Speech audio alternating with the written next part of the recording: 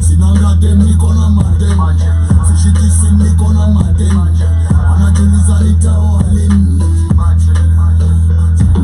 My baby mama Maria, kasi baby mama drama. I swear ningemari hakuna mama wa haria, kujaribu kunikalia, hajui mini Taliban na kademka kole.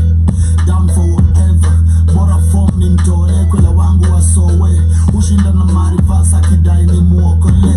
Mi kupitia machoche, I support single mothers, ukinijaji it's okay. Nimechoka na Christina, tulitumia kinga na nada yako na mimba, hadi kabidi nimepima, hata nani hawa madem si watanimaliza. Oh Lord of His mercy, mercy, mercy.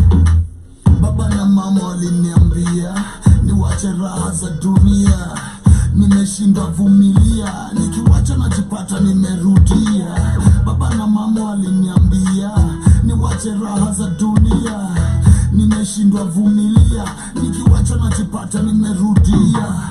Niki bachelor boy, niki bachelor boy.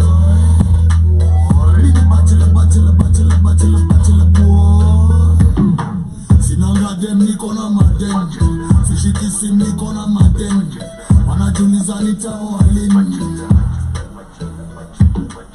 Sinanga dem niko na madem, sishikisi niko na madem.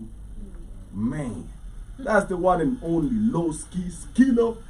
Y'all know what it is. Welcome to Tubonge. It's the one and only Camlish. We hope you had an amazing morning with the ladies. We had something about sickle cell earlier. Very interesting, very good topics to talk about and inform the people about what is happening. But apart from that, welcome. We are live on YouTube. We are live on TikTok. Yeah, and everywhere else on the radio station. So feel free to engage with us and tell us your views on this fine day. Welcome, people. Huh? Have you all been? Good. Online? Yeah. Yeah, man, it's amazing. Katie? Yeah, unaka red flag. The material is different. The material is different. Yeah. Man. I'm a walking red flag, but the material is different. Yeah? Yeah. Man, how you been? I'm good. Shwani angefungia hiyo. Amechoka. The material is different. Yeah. How have you been? I'm good. How's your week? Been good. So far, so good. No complaints. I'm enjoying the new year so far. Yeah? Yeah. Man, shout out to you. Life is good. Hey. Naona kidogo nakuwa ambassador wa LG. Shwani, how you doing? I'm good. You don't look ready. At least the man. Let's try this other part. Hata mimi niliamua kuwako. Yeah, we see you. Red flag. Hatuwezi nyinyi na sisi hivi. Nadhani mtatuacha nyuma. Checky, it's okay. How you been? I'm good, and you? I'm alive. I still breathe. All right. Yeah, that's all I can say. I still breathe. But I'm good. I can't complain. So far, so good. I'm feeling easy. Yes, sir. Okay. What's up, Silver Tooth? How you been? I'm here, right? Yeah. That is enough.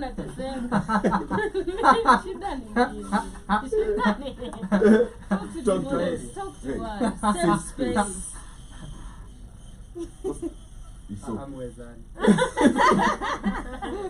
Tutume. Kana mashida za wazazi.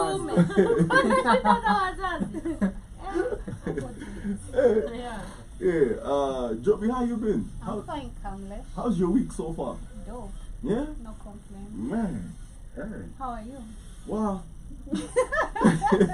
Wow. Wow. But we are live, and we are here, at least we are here to talk about what we're about to talk about. We hope that it blesses everybody that has this problem in their lives, which is the hookup culture. That but why are you looking at me? No. Look there. I'm talking to you. I'm not. Why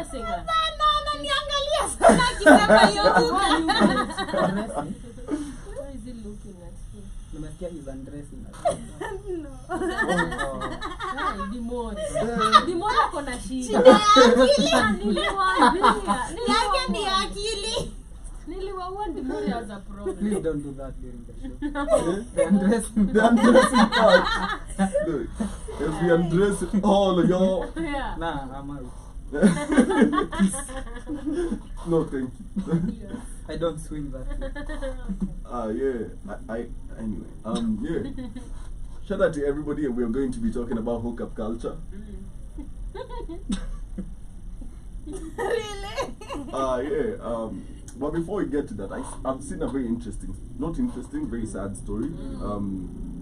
Of the woman that attempted to kill her boyfriend's wife. Her boyfriend's wife. Yeah. Wow. Her boyfriend's wife. Yeah, it's on Mushroom, Kenya. And a Nairobi woman has been charged with attempted murder after trying to run over her boyfriend's wife, vowing to kill her. The suspect committed the crime in Starehe area of Nairobi inside the man's compound. It's hookup culture. So how is it? That is not your boyfriend. That is somebody's husband. You tell her that. She's Really? the side chick. It's Yeah. her boyfriend. Eh, What do you mean? wow. Anyway, the story goes, a 36-year-old Nairobi woman has been charged with attempted murder after trying to run over her boyfriend's wife. It is reported that the suspect, name redacted, made her way to the man's home in the morning of 5th January and asked to speak to him. The man, together with his wife Rebecca, met her at the gate. A heated disagreement ensued before the suspect got into her car and rammed into the couple's gate, forcing herself inside their compound.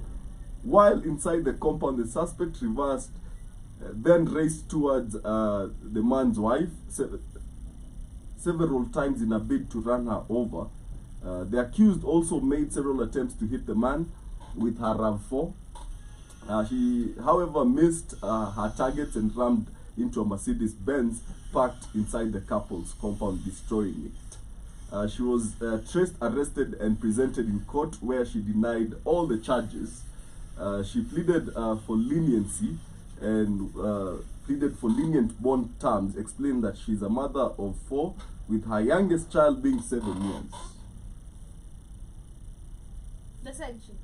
Yeah, she has 4 kids. With this guy. With this guy. We don't know. She just said that she should be given a lenient bond so that she can go back to her 4 I kids. thought a side chick should be young. I'm wondering. I'm also wondering. Maybe How not, old is the I know. guy though? You know, we might be judging and maybe the guy is 90. You never know. Yeah, but what's your opinion on this?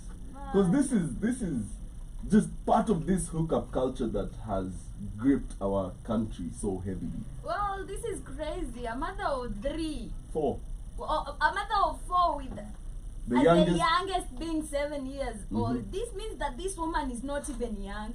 Mhm. She's above 30, right? Of course. She has to be above 30. Mhm. So it doesn't make sense. You're somebody's side chick and then you want to kill the wife. Mhm. It doesn't make sense for me. Yeah. Yeah. Nikuulize lakini Mhm. first and foremost Yeah. yani marriage imekata umefika hadi 40 Mhm. bado nafuatana na bwana za watu Mhm. ukue bado side chick Mhm. at 40 Mhm. and you have kids literally kid wakako. I thought side chicks are 19. I thought side chicks are below 25. I thought side Yani chicks are 20 badala akajiandikisha pesa ya months mzee. retirement money instead of going to anakuwa side like marriage imekukataa watoto 4 wote bado jaolewa una bado nakimbilia bwana ya mtu. I mean it don't make sense for me, literally it don't make sense for me. Yeah. So first and foremost, this is wrong information. This is not a side chick. This is not That is a step this is a grandmother. step grandmother. Who is show I'm a step wife. yeah, and then Ni co-wife. or a co-wife or something. And then also, this is not a girlfriend. This is not your That is boyfriend. not a chick. This That is is a not. grown man. This is not a boyfriend. First and foremost, It's it's woman. it's not your boyfriend because this guy is married. Mhm. I mean, But she claims this is her boyfriend. na sasa bwana ya mtu aje ni chali yako. Ama it was a scandal she didn't know. We aren't told. Probably because you can't call somebody your boyfriend and somebody's husband. Mhm. Yeah, so also the news are doing it wrong. Which news is that? Which magazine is that? Somebody's boyfriend, somebody's husband. They're confused. But anyway, That's how she identifies. I don't have anything to say. It's wrong info. That's a thought. That's a perspective. Oh my God! I know. Stories are jab. Akiza wewe je? I know it's crazy, but sina la kusema. Yeah. I guess it's just crazy news. These things happen each and every day. Like before you go kill somebody, make sure it's yours. True. Don't go kill somebody's husband. And this is the Abi. thing. This is the thing. She has a RAV4. Okay, so she's not driving. suffering. She's not suffering. And she goes to hit a Mercedes Benz. Oh, so this is not a story a person. No. Yeah. While trying to hit her boyfriend's wife. That is the point of the story. So the boyfriend's wife is dead. No. Hizo ni vita za She matajiri missed. wana fight na magari. Ban. I know. Wewe shida utakuja za kidogo. kurukiwa hivi ukiwa juu ya nduthi. Nduthi gani ama mkoko? Wewe hata una baiskeli. How? Mtu wa maji. Dimore, what's your opinion on this? Too better. Apart from, okay, I don't have much to say about hookup because I don't have experience with it. No, That's No, this we are story. talking about It is hookup. about hookup. It It is about hookup. It is to do with, hooking up with the side chick. Although that is not a chick, that's a grown hen. Mm-hmm. So, all I know is polygamy would have prevented all that. Yeah. Nice and easy. Yeah. Na hizi vitu hazikuwa zina happen time ya uhuru. Hey, kuna de- Them Pluto Barton. Must go. But that's Only not- shaisikia kitu kaa hii time ya uhuru. Never. No, but that man was vibes though. Remember he used to even dance, to rumba Who was I? Na mashati kali kali. mbaya. Like alikuwa na set trends on kupiga luku. Nowadays, countersuits. Countersuits. Hadi zimebaniwa parliament. I know. That's why you should bring back polygamy. Okay. Hiyo ndio kitu imefanya. Wangekuwa wanajuana, wanapendana. Hiyo story inafileta aje Naruto though. Kazi. We'll still blame. There's always a way. There's always a way. Yeah. But Joby, what do you have to say about this? Mali ikiwekwa vibaya pita nayo. Unaona? Huh? Ikiwekwa vibaya pita nayo. Kani nasi yako. Be Jada Kingdom, Jada Kingdom that. You've seen the disses. Steph London it. Lakini let me Mademu wameiva, wanapigania nani? like, look, Ah, yes. what am I doing with my life? Ni pesa baba. Eh. Tafuta pesa. Tafuta do.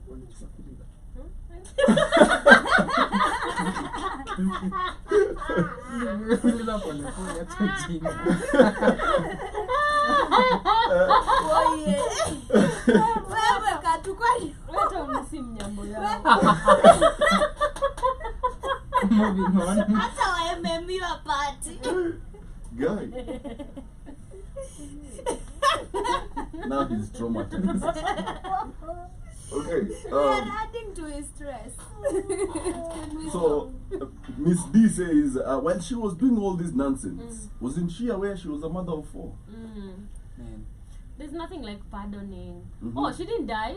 No. Pardon her. Let the guy decide who he wants to be with. No, this woman is in court. Anapewa bail, anaambia court isimpembe nini. Ndio maana anasema for children. But who mother kukufa? No. Hakuna mtu alikufa. Hakuna mtu hata aliumizwa. Ni Pardon gari her. tu. It's the man who is the problem here. Let us not get out of focus. Problems with the Kenyans. Instead of focusing on the real problems, you are now going What's to the women. real problem? The real problem is the man now. The man was is at an home. ashawo. With his wife. This woman fueled her car. Okay. at 5 a.m. in the morning. How do you have a Can't a girlfriend and man- a wife? Why can't- don't you have two? Can't a man pursue his hobby? No, decide to have two 20 officially, tunaishi. Imore. No, it's a Decide to hobby, have babe. two officially. You I can't shouldn't have die. a mother of four still fighting over your wife. I mean, we are focusing on that. The man is the one that is supposed to be blamed here. Stand for who you want. Stand for what you want. Chukua wote, ka utaki wote, chukua moja na umake it official. Hakuna story kama sijui unaacha wasichana wanapigana. Wanapigania nani? What is the root cause? Period. The root. Exactly. So it's the problem. No, but that man must be skilled. Do you know what it takes to make a woman go crazy hadi afuel gari yake akuje kugonga mwingine? She wants death. He must have skills. Of course, if the woman is driving around 4, she's well off. So the man apparently is really, really well off. So of course, it's all about that. No woman shall experience that in the kingdom. Please, Demore, don't worry. During my leadership. Yeah. They will not. You see, you know the problem is the man, it's not the women. So Okay, but at the end of because the they day, do crazy stuff. If you can fight over somebody, you are, because if it could have been murder, literally. It could have been because yeah, alikuwa na aim kuua huyo dem. Maybe she was saved by the angels of doom. to the angels of doom. Why the angels of doom? I don't know. Man, but we've been experiencing something lately, and I felt like we had to talk about it. The rise of Asha worship in this city and in this country. The hookup culture is on a whole other level. We were having a conversation with somebody the other day, and he told me a story about how alimit dem fulani. Kupatana now dem, when you back in the day as men we had to pursue. Yeah. So he meets this chick and she looks at him and goes like, "Unaidai." Yeah. You know, like, come on. Yeah. Like how are you that upfront? And we see all these Sisi cases. wote ni wakubwa. Sinajua kenye unataka na kama niko na Membership. So, I will not get into that. The point. Literally. Don't give details. Yeah, but he was perplexed at how upfront she was with the membership. You know, she was ready. Like, let's do this. We don't need labels, none of that. It's just a bang bang, and we are out. Bang bang money or bang bang out. There was no monetary value. Then that's not an ashao. That's not a That not is a just hookup. somebody mwenye akona That's not sense. an ashao. Watu wamezoea kuuza hii kitu hadi siku hizi hookup lazima ilipwe. But hookup is Si kwani hookup ni prostitution. si ndio? Si ndio nasema That's this girl it. did not want That's money. not a prostitute. She just wanted to. ako But tu na that- kutu zake. Yeah. Ni manyege tu. Yeah. That's a good woman. Very good. But it perplexed the man. Stories And- zingine zinakuja na namba. And in the same weekend, we got to see the loss of a very beautiful woman to a very sad story. And this is not the only thing. We've cancelled out very talented radio hosts for telling you do not go meet people in Airbnbs and hotel rooms and purport that your safety is key to you. You get? Because at the end of the day, if you're out here selling whatever you're selling, at some point you have to agree that you're putting your safety on the line, and it is not the right way to go about trying to make money. Now, that is not the only way people are showering in Nairobi. I think I was talking to Joby when I was telling her about meeting, the show yesterday. We met a certain lady who has Where? made it in life, just out and about while, no, tulikuwa pahali tu fulani. Yeah. Oh. Tukapatana na dem fulani and she was so upfront about how she makes money. And it was Tinder Premium. Okay. You get? Gari na shamba. kila kitu, she's Yeah. sorted. She says she makes hella money, like 50 bands a day, kuonyeshana tukinembe online. Man, if I What was I a woman, do I'd is- never be poor. Said it. Man, let me tell you, that thing will get you to places guns cannot. True. Hiyo kitu itakuingiza state house. And you look at, I would never suffer. Would you come late? How? Look, It's the dignity that comes with it. What's too. dignity? There is no dignity in There poverty. Poverty. is. Thank Listen, you. I'm not talking about poverty. I'm just saying hiyo kwenda kuuza. How do you unauza aje? Unajua. Imagine unalala na mtu mwenye ana mena Si lazima anakaa hivi. uuze. Anakaa haya. Ni akue na wewe. Hana mena hizo zote amekewa. Ni mzee. It's crazy. It's just Self-edit. it's crazy. I know. But Crazy though. it's really crazy. Yeah. And as we bring that whole topic into account, there's a story that I had seen earlier and I wanted to talk about. So it says, niaje wase, so my friend ana date boy flani. Well, this boy ni msafi, ni cute na anajua kupika, but alikuwa na tabia zingine peculiar. So kuna day nikiwa club nikamspot kwa umbali, but niliignore nikidhani watu hufanana. So I went to the ladies room kufanya touch ups ya makeup. Lakini nilifungua mlango nikapata huyo Chalina best friend yangu akikulwa na boy kwa choo. Huyo boy. Yeah. I was in shock. Then huyo boy What do you mean? the best friend yake ni dem ama ni boy? Huyu dem anaenda kufanya nini kwa choo ya machali? haiko kwa choo ya machali. Ni kwa club, right? There's ladies and gents. Yeah, but The Oh. Veranda. no, boyfriend is a lady. Oh. it's in the ladies. Uh-huh. Behaving like a lady. Mm. So I was in shock. Then huyo boy akona audacity ya kuniuliza utatujoin ama. Where? Best friend yake kama chalia best That's some audacity. Nilitoka tu, but I really find it hard kushow best yangu because they are still together, na nikipatana naye huwa ana pretend hajui anything, na huku nje si kuzuri. What should we advise this young lady to Your do? girl. Hizo ni ujinga. Yeah? Like that, like really. Miss You're going. Jaleo. You're, So is the man gay? yes. Very- So Bye. Let's say he's He's bi. bi.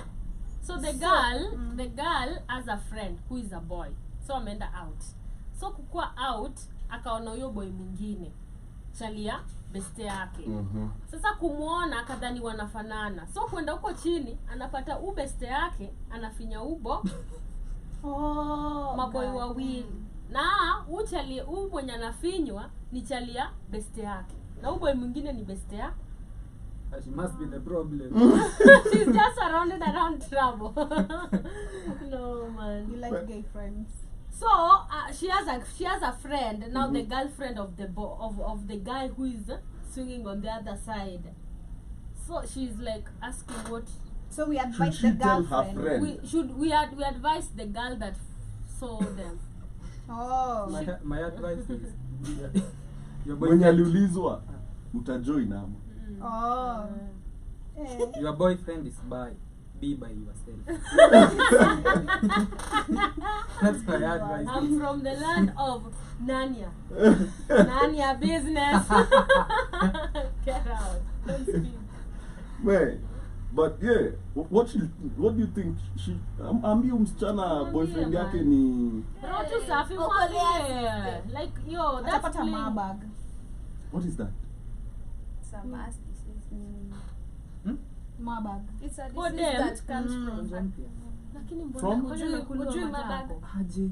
ile ni ile unapata from Inaitwa monkeypox, yeah? monkeypox, not mabag. They changed the name from monkeypox to Ana mabag. update magonjwa. I know. Yeah. Ndio. Releases new update. Ngoja. So at how Monkeypox is a disease where like it's for gays. You wouldn't get that if you're not gay. It's like in the ass. it's in like inakuanga if you get into contact with people's feces. So like unapata kwa your penis. If you're gay, maybe you've gotten into somebody's asshole, you get it. You will get it. it lives in there? Yeah, it lives in there because of the feces. Inacho. Si uoshe tu vizuri. You might get because not everyone has it, but you might get.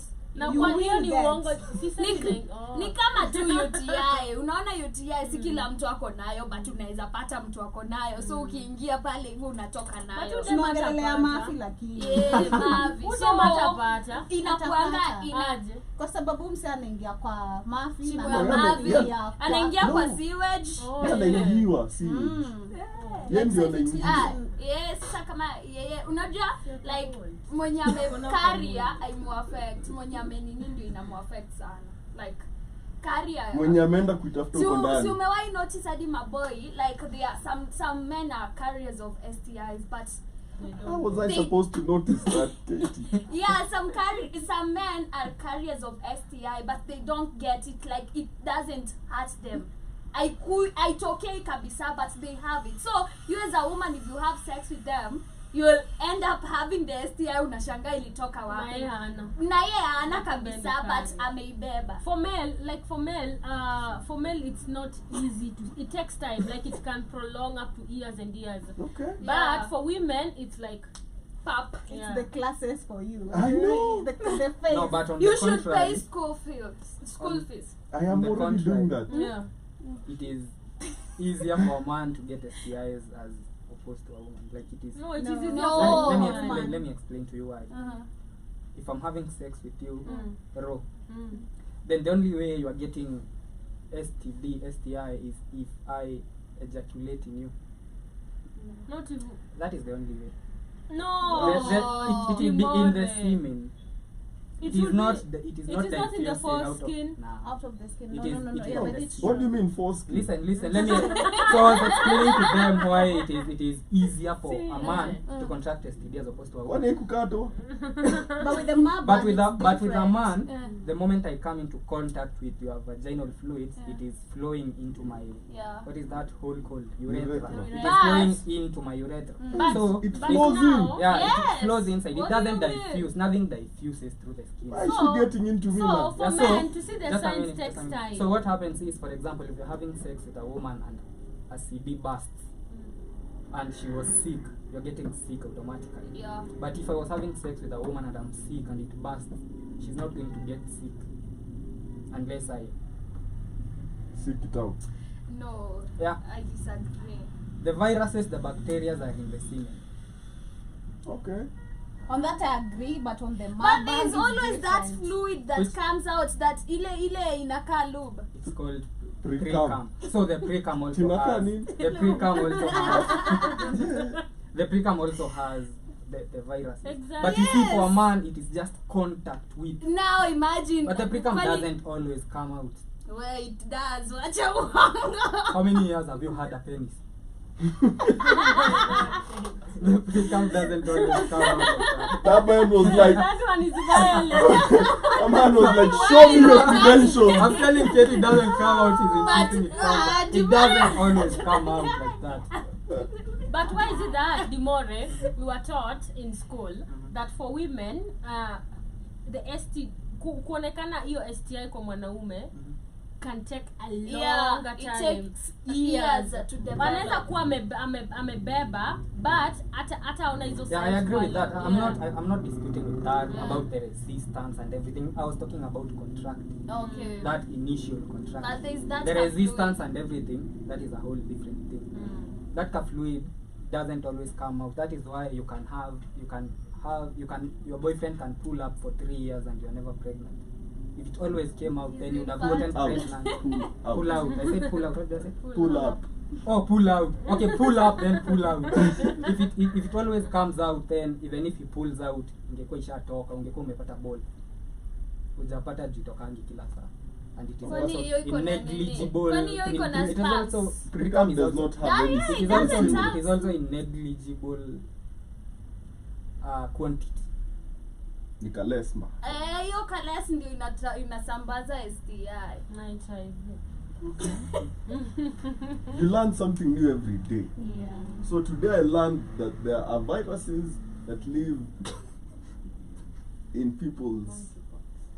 Yeah, so monkeypox is apparently alive in your SIM2. So, but yeah, this lady is actually in a dilemma. Dilemma. So shout out to Kala. She says mambo ya watu wawili wame exchange vikojozi. Achana nayo. You're just a Literally. friend. Stay out of it. What if the friend knows? Labda upige mathreesome bana. Wow, By the but way- afadhali tu mshow hata kama unaona just for friendship. Like I feel like if she's Mbona not unaingilia biashara za if watu? no, if she's not telling me like for Unaenda kucheka example, hiyo if story I kwa if Pillow Talk. I would like personally, I would like if my friend sees something outside that is not okay and it's in favor of me, tell me even if it's gonna hurt me. So I do believe it's very right from her friend's perspective if they're really close and they're based on that relationship of a close relationship. Go and tell your girl kama najua ni sawa. Wewe umeitoa. Imagine sasa kama ajui all this time she's just blind and then you know, how do you even sleep with that? Just say it, man. Just say it. Be real. Mr. C anasema kama ni wewe, would you have preferred finding out by yourself or kuambiwa? Also, narrow down the depth of your friendship. Find a wise way to approach her and let her know the truth. Then whichever step she takes Exactly. next is not for you to get or Exactly, decide. I agree. Yeah. Yeah, And- tell her na and decide what she wants to do. Kama najua ni sawa, you know, maybe she knows. Exactly. So if she knows and she's okay with it, that's okay. And the hacker anasema blackmail him. That one can work. But sometimes they don't care. Hmm? Sometimes no, you want to blackmail him, and his girlfriend maybe knows. Why? But- Why you blackmail him? If you know and you've been come on, if you know you are a psycho. And so if you know that your guy is gay and you've been effing him, you are a psycho. He's bi. Maybe he's bi. Hakuna He tabaya. goes Maybe both we ways. are all them pia And ni I'm bi. penetrate pia. You see, all women are bi. No, That's a lie. But that's a lie. Stop forcing. no, all women are bi. Yeah. You see, it's ukipata dem yako na dem. Okay. You see, when you're caught as a man, kwa choo, kama umechoreshwa saba, it's a whole other thing than you finding your girlfriend kwa choo na dem mwingine. That one might even excite you a little bit. Foreplay for the night. But when you find your boyfriend bending over, getting done for, Hey, people are psychos out here. People love those things. People have crazy fetishes, I swear. So imagine girlfriends who actually do that to them and they love it. So, and they're together. I mean, people are crazy out here. But there are people with sweet fetishes. come on, I told you a friend of mine was his birthday, then the girlfriend had a fetish where she wanted to see him smashing another girl. So she brought him a girl. good woman. Man. Good woman. Good woman. Unacheki? Riba zingine zinakuja na namba, by the way. Talking about fetish, nimeona mwingine anasema damn, my fetish is my man akuwa anafak another shori as I sit in the corner and masturbate, alafu akue na like a role play. Jamani. Si ndio Dimori alikuwa anasema. That is good people, man. What is Anyway. your fetish camera? This video will be banned. For real? Mike. I don't know. Ask me tomorrow. Nasty. Ask me off Money you camera. ask, you ask.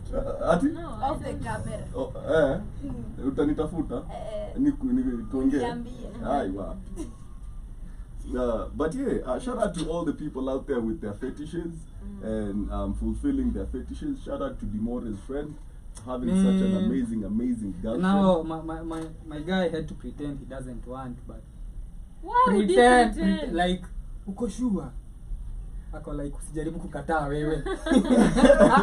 Imagine naambia usijaribu kukataa. Si anasema hivyo kwa heart. Yeah. So anajifanya adai, but my But guy kalitama. enjoyed.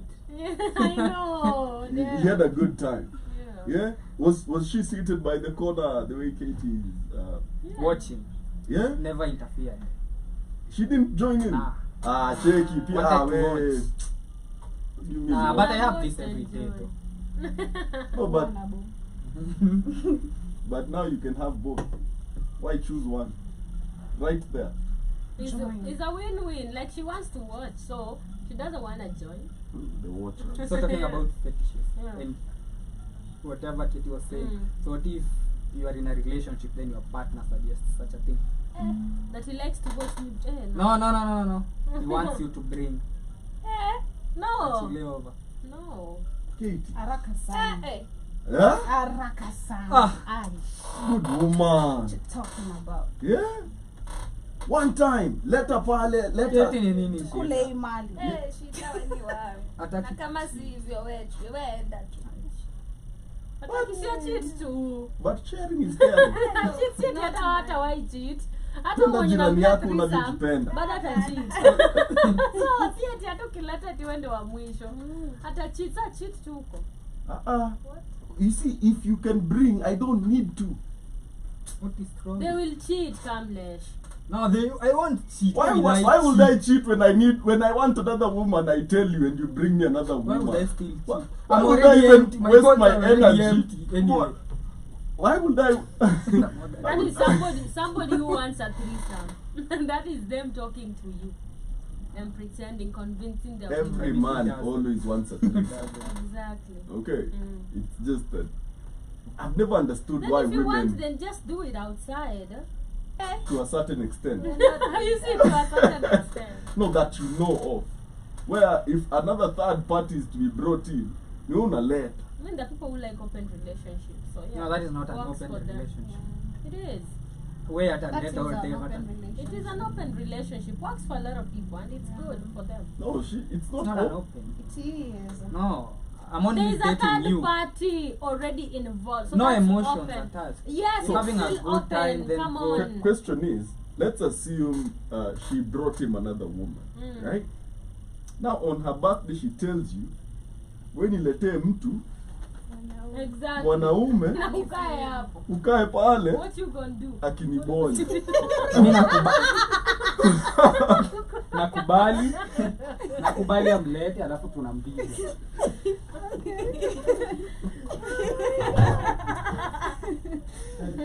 That was Dimore's back. Ladies and gentlemen. But yeah, Would you do that as a man? do what? Exactly what you're asking of me. It's different. I don't know why you guys it's want not always different. to make it look like women. Why are you guys subjecting women? And yet when you're subjected, it's different. But We it's are all hard. the same. You expect your man to bring another man to live. But with you. why do they But why are expect they me expecting to you bring to another woman? He won't ask you if you're not also interested in it. That's the thing. Where it comes Nah. from. Like, They are asking. Jimora was asking. His question was: your man tells you that bring me another woman, and you agree, right? Because your man tells you. Exactly. So it's the same. I tell you, bring me another man. the idea does not come just out of nowhere. You guys have discussed this. You've discussed of your desires. Sindio? You've talked about this. So if one day these suggestions comes from any of us, we already talked about this. We're very comfortable in this conversation. It's now time to apply actions. Yeah, atukatai pia hadi mimi tuongee na wewe. See, you suggested, I'm also suggesting. But ni ngumu, imagine. Mbona kama wewe unakubali mimi nisikubali? It's the same. It's all, we are all in a relationship. Ni sisi wote ndo tuna decide, si ndio? Why is it that you have to decide and I can't decide on my end? First, me as a lady, I feel like that is weird. If my man suggests, hey, I want to bring my bro to kuje tukunyandus. Wait, what? What? Look, Tessa. Hakuna, Look, ni same.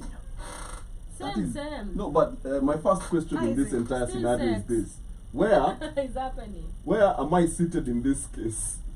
Okay? Because there are certain angles you do not want. Sasa shida ni muorganize hivyo, muorganize threesome hivyo alafu msichana kose kukuja. The girl doesn't pull up.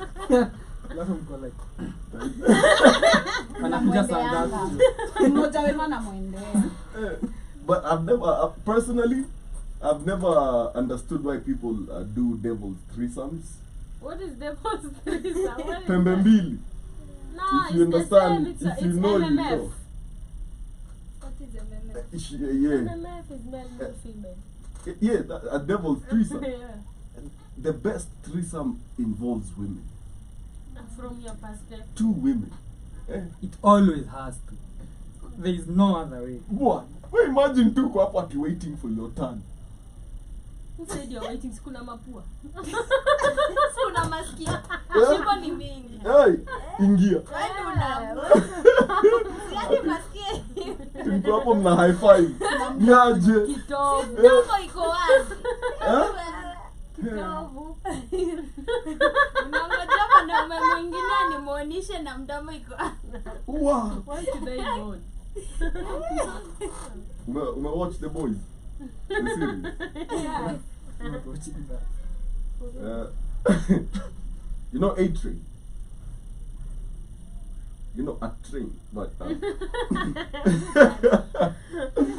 Wow. tumeunganisha hizi cats. Just wow. Yeah. Hebu mtu asome comments TikTok. Yeah. Man, shout out to Steppers. Ati moja na kisonono waiting. Steppers. Mwambie hivi. Sasa hiyo kisonono ndio mabag ama ni nini? Kisonono ni gonorrhea wewe. Oh, hey. Did you all ever get those films mkiwa shule of Hey, they were traumatizing. Oh my god, I don't want to Which remember. the Zile za watu wako na STIs? kisonono. Hey, Uncle Cinema traumatized my life when I was in primary. Damn. They were brought to you in primary. Same. When I was in class 3 and class 2. Unaonyeshwa private part. Eh! I would have sued the school. Yenye imeisha yenye utakitea. Oh my god. Unaonyesha aje? Imekuliwa na hizo vitu. Damn. Yani umefanya ni Cool. Man, I would ask for permission to go to the washroom and I couldn't go back. Imagine in class 3 you're watching such. That is like the worst way to be introduced to pornographic content. You know, like what? Kitu chafu. It's crazy. It's crazy, Yeah. man. But yeah, if you're all out there fetishing it, live your truths. If you But get someone who matches your sexual drive. You know? energy. Siambu. Siambu Malaya. unapenda sex. I was once Unatakana kila saa. I know.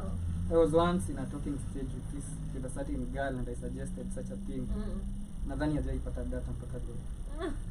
Sionangi Block. zili data. That's me, that. With that. No, but shout out to all the women out here who are able to bring other women for their men. We appreciate and we love all of y'all. We hope that you have sisters and friends that are like you. And yeah, but anyway, as we move on, But let's talk about this cast talent issue. Unaona mnailenga. hebu tuambie. I don't What is know. your opinion on, first of all, Yeah. the skirt she was wearing? Kwanza And I umse- said it yesterday. umse Inakaa ni ya kabila 250. gani? Matara. Mimi I want to know. Matara. Usinombe ni Mkisi. Matara seems like a Kikuyu name. Matara. Mm. Matara. I don't know honestly. Maybe Meru. Mm-hmm. Yeah, it sounds Meru, Ambien. Yeah. Yeah. But tribe doesn't matter. Yeah. Just want to know. Why? Shmani, what's your opinion on the starlet issue? Because alizikwa the next day. No, because walisema wataki aibu. Because I heard even their brother talking about it. Akasema, first and foremost, it had already happened. At the end of the day, we're not going to bring her back to life. She's already dead. And I know the media is going to be on our neck, right? Because this thing is going to blow. It happened, police are going to be there, vloggers and everything. Of which the way they actually thought about it is what really happened. So they decided, since she's not going to wake up, she's already dead, we're going to imagine I'm mourning the same time my sister, my family member, because hata kama ilikuwa hookup or whatever, No, it she's was. still she's still somebody I care about. Ni sister yangu, si ndio? So I'm mourning my sister who is dead. You're still coming to me with fake Questions and and allegations. allegations. And unajua hizi vitu zinaendelea kupandisha hasira. You're in the morning space, you know. Baada kwa pale una mourn. So they decided, let's finish it quickly. Let's just get done with it and let's face the next step. Of which me, I feel like everybody should have their time of mourning. Everybody mourns differently. If that is how they thought of mourning their sister, it's okay. It's not even about the time. What you're supposed to be focusing on is this guy and guys like them. I was reading some, now there's been stories, no, guys like them wako wengi. Ngoja kwanza, sikatai hookup culture. It doesn't mean, even if you're a lady of the night, I saw that's their name. Even if you're the lady of the night, even if you're lady of the day, whatever your work is, even if you're looking for love, even if it's hookup, you don't deserve to be killed and butchered. You get? You still deserve some security. These people are actually, we have been talking about prostitution for a long time, and sometimes back we actually even thought about looking from their perspective. Unajua wengine wako hapo juu hawataki kukua hapo. They are there because maybe they are feeding their kids. They are there because maybe they've tried all they can. Unajua sapana sasa inapeana example, and I'm not still focusing on the starlet issue. So when you look at these people, and most of them are even ashamed to come and speak about the hardship and the struggles they face in their line of business. It's not okay to butcher somebody, and that is something that is a, kama unataka kumwibia, steal from them, but don't go and kill them. Like nobody, we live only once. This girl was 24, literally 26, 24. She still had a long way to go. Hata kama alikuwa anataka kuchange, you never know. Because right now videos are coming because I went to look at her Instagram is private. So I went to her TikTok and I saw the udem alikuwa anabebwa na Lamborghini, you know, and stuff like that. And I'm like, somebody who can manage this lifestyle. And then the brother is saying she's not lived in Kenya. She only came to Kenya during the university period. Amelelewa Maju. So that is what he said. Why then come to Kenya for university? I don't know why, because she came for studies. That is what they were saying. That is what the brother was saying. So this is not somebody who was really desperate for money. But again, I feel like women right now, they want it really short. They want it really fast. Unajua shortcut. Like, hey, first and foremost, I want to live this life. I'm independent. I have money. I have all this happening. And at the same time, they don't want a man in their life. They want to look like, they want it to look like they actually did it for themselves. Everybody's struggling. Everybody is really trying to be an independent woman. I don't know why people are really working towards being independent woman. Do you know we have men who can take care of us? Yes, we do. Do you know you have the option of going to hustle? Yes, you do. And I keep saying this each and every time.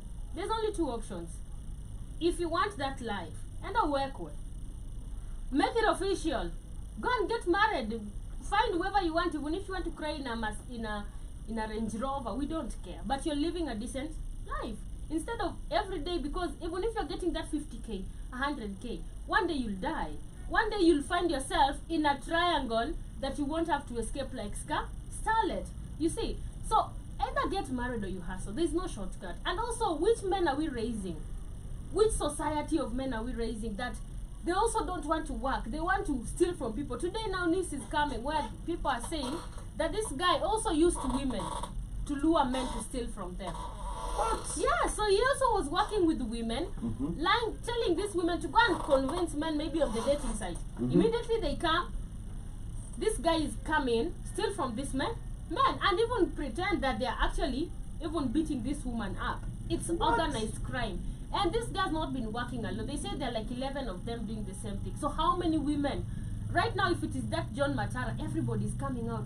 Oh, Mini Lipitia. Oh, the same guy. So what about the others that people don't talk about? What about the ladies in the night when you wanasimama kwa barabara? Au wamepitia ngapi? Let's also check on that. Okay. Yeah. Okay. Very spirited. A very interesting opinion. Kate, what do you think about the starlet situation? Well, hii kitu itatumalizia wasichana. Mhm.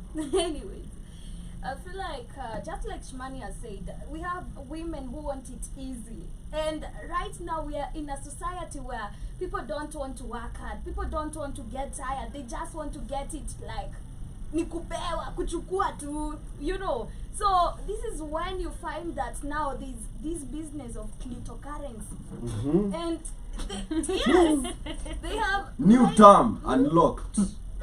Cryptocurrency. Yes, they want to sell it and make it a business. And when you ask them, I'm a strong independent and there is no money in their life. But when you look at where they are getting this money, it's always from these men, you know. And Membership. ujai wana huyo msichana ki-advertise busy yake, ujai muona ki-post ati nauza nguo, unaona, nauza perfume, nini. It's always them flaunting the lavish lifestyle. And unapata pia, like, we get a lot of pressure from this because as young girls, kama una akili mzuri pia, unapata a lot of pressure from this. And now when you get a lot of pressure from this, you know, hapa hivi Instagram, they call themselves Instagram models. You want to be like somebody, you want to be an Instagram model, you want to be rolling out in a Lamborghini, you want to be seen somewhere ukikunywa wine, una pop moet pale hivyo. So the wisest way you think of ni pia wewe unaanza ile biashara ya cryptocurrency, unaona. And it's not like ni kama saizi tumelegalize and we have made it okay, yani ati kuuza ni kazi, unaona. Kazi ni kazi. Yani tumeikubali, tulishakubali to a point that even here in Rongai at this wacha saa moja ifike hivi giza ianze kuingia, there's a place called Honolulu. We have women standing all over, and if they see you walking with your man holding like that, watakutusi, unaharibu biashara. Yeah. What? Yes, Like they talk trash they do. to drum up their business. Unaharibu biashara, unaenda ukishikashikana nini hapo hivyo. Kuja acha kuja nishike. Yeah, that's what is happening. So I think the society one, we are wrong because we have accepted this. We should fight it. Isi biashara, there is always a decent That job is the to oldest profession.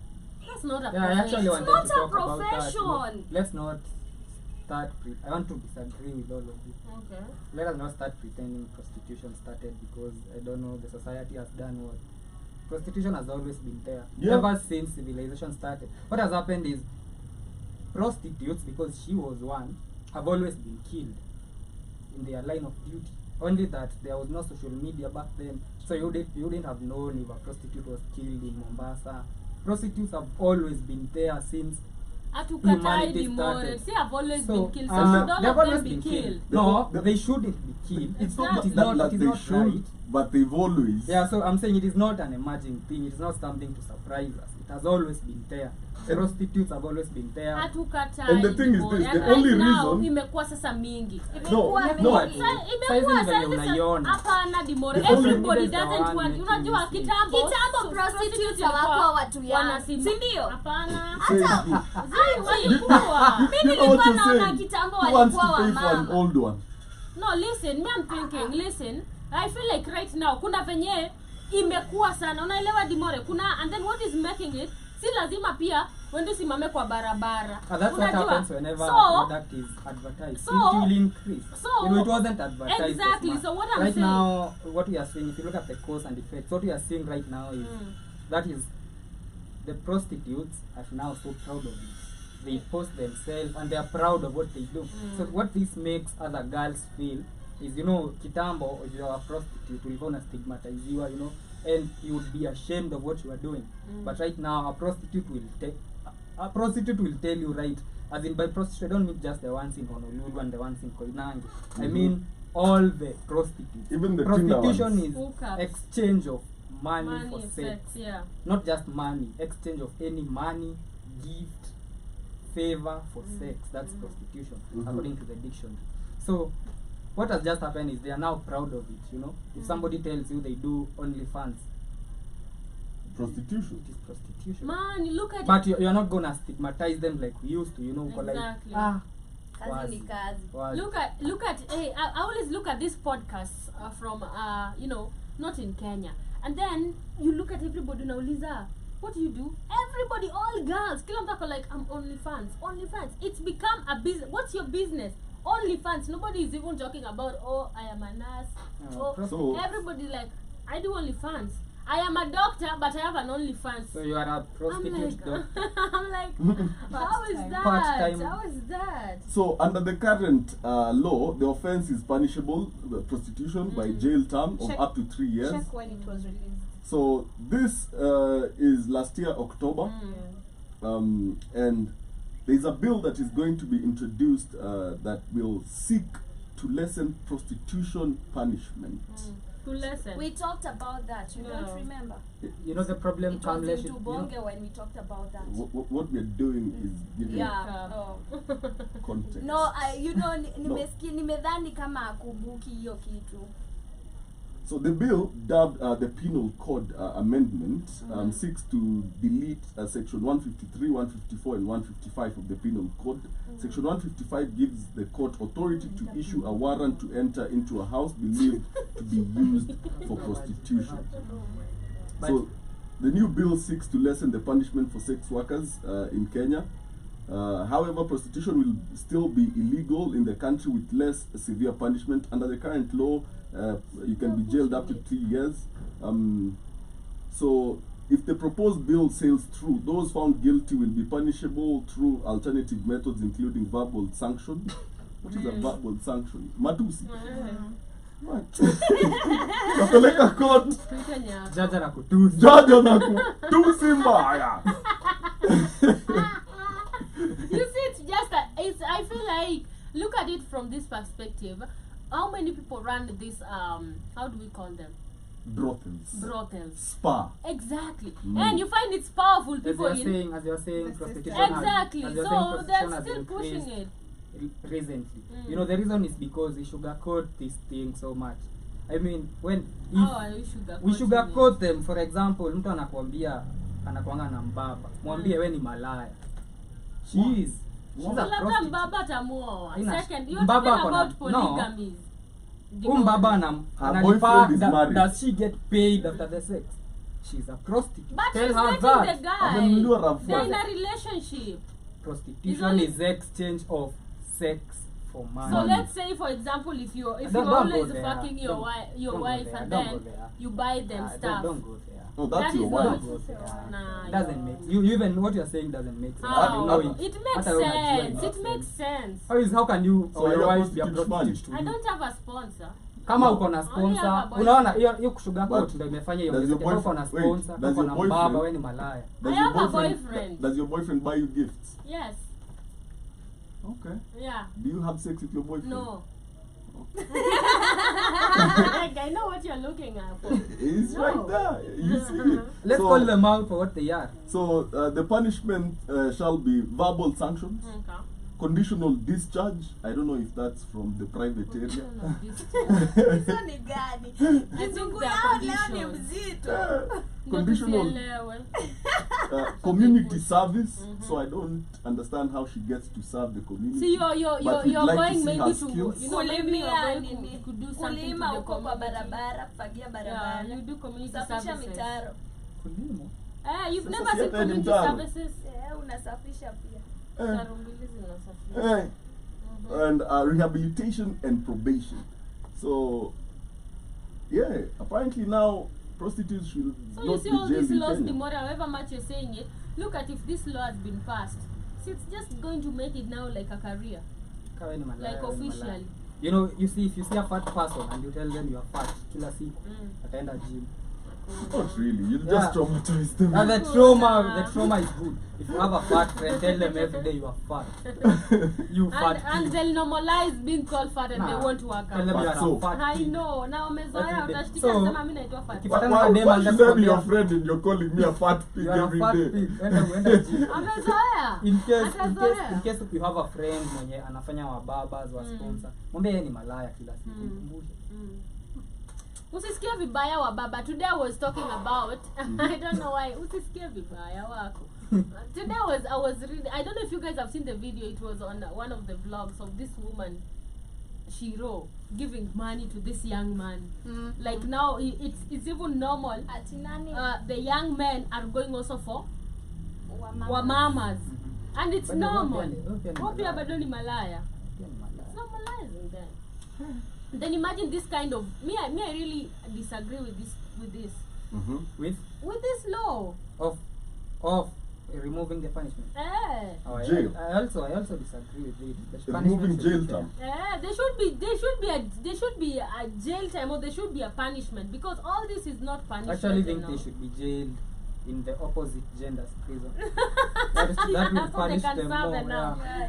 But Oh have you my seen any documentaries or articles of prostitutes testifying to the brutality they go Exactly, through? It is so bad. exactly. So as much as you're talking about the law, what Shimani said is true. Most of these brothels and even the people who are literally promoting this prostitution, it's the people in the system In that the we don't system. mention the name. Yeah. Wanajijua, and majority of them are the ones who even end up like pointing a gun at a woman or Yeah. stakulipa. You know, You're just a you're just prostitute. like You they know. talk really bad.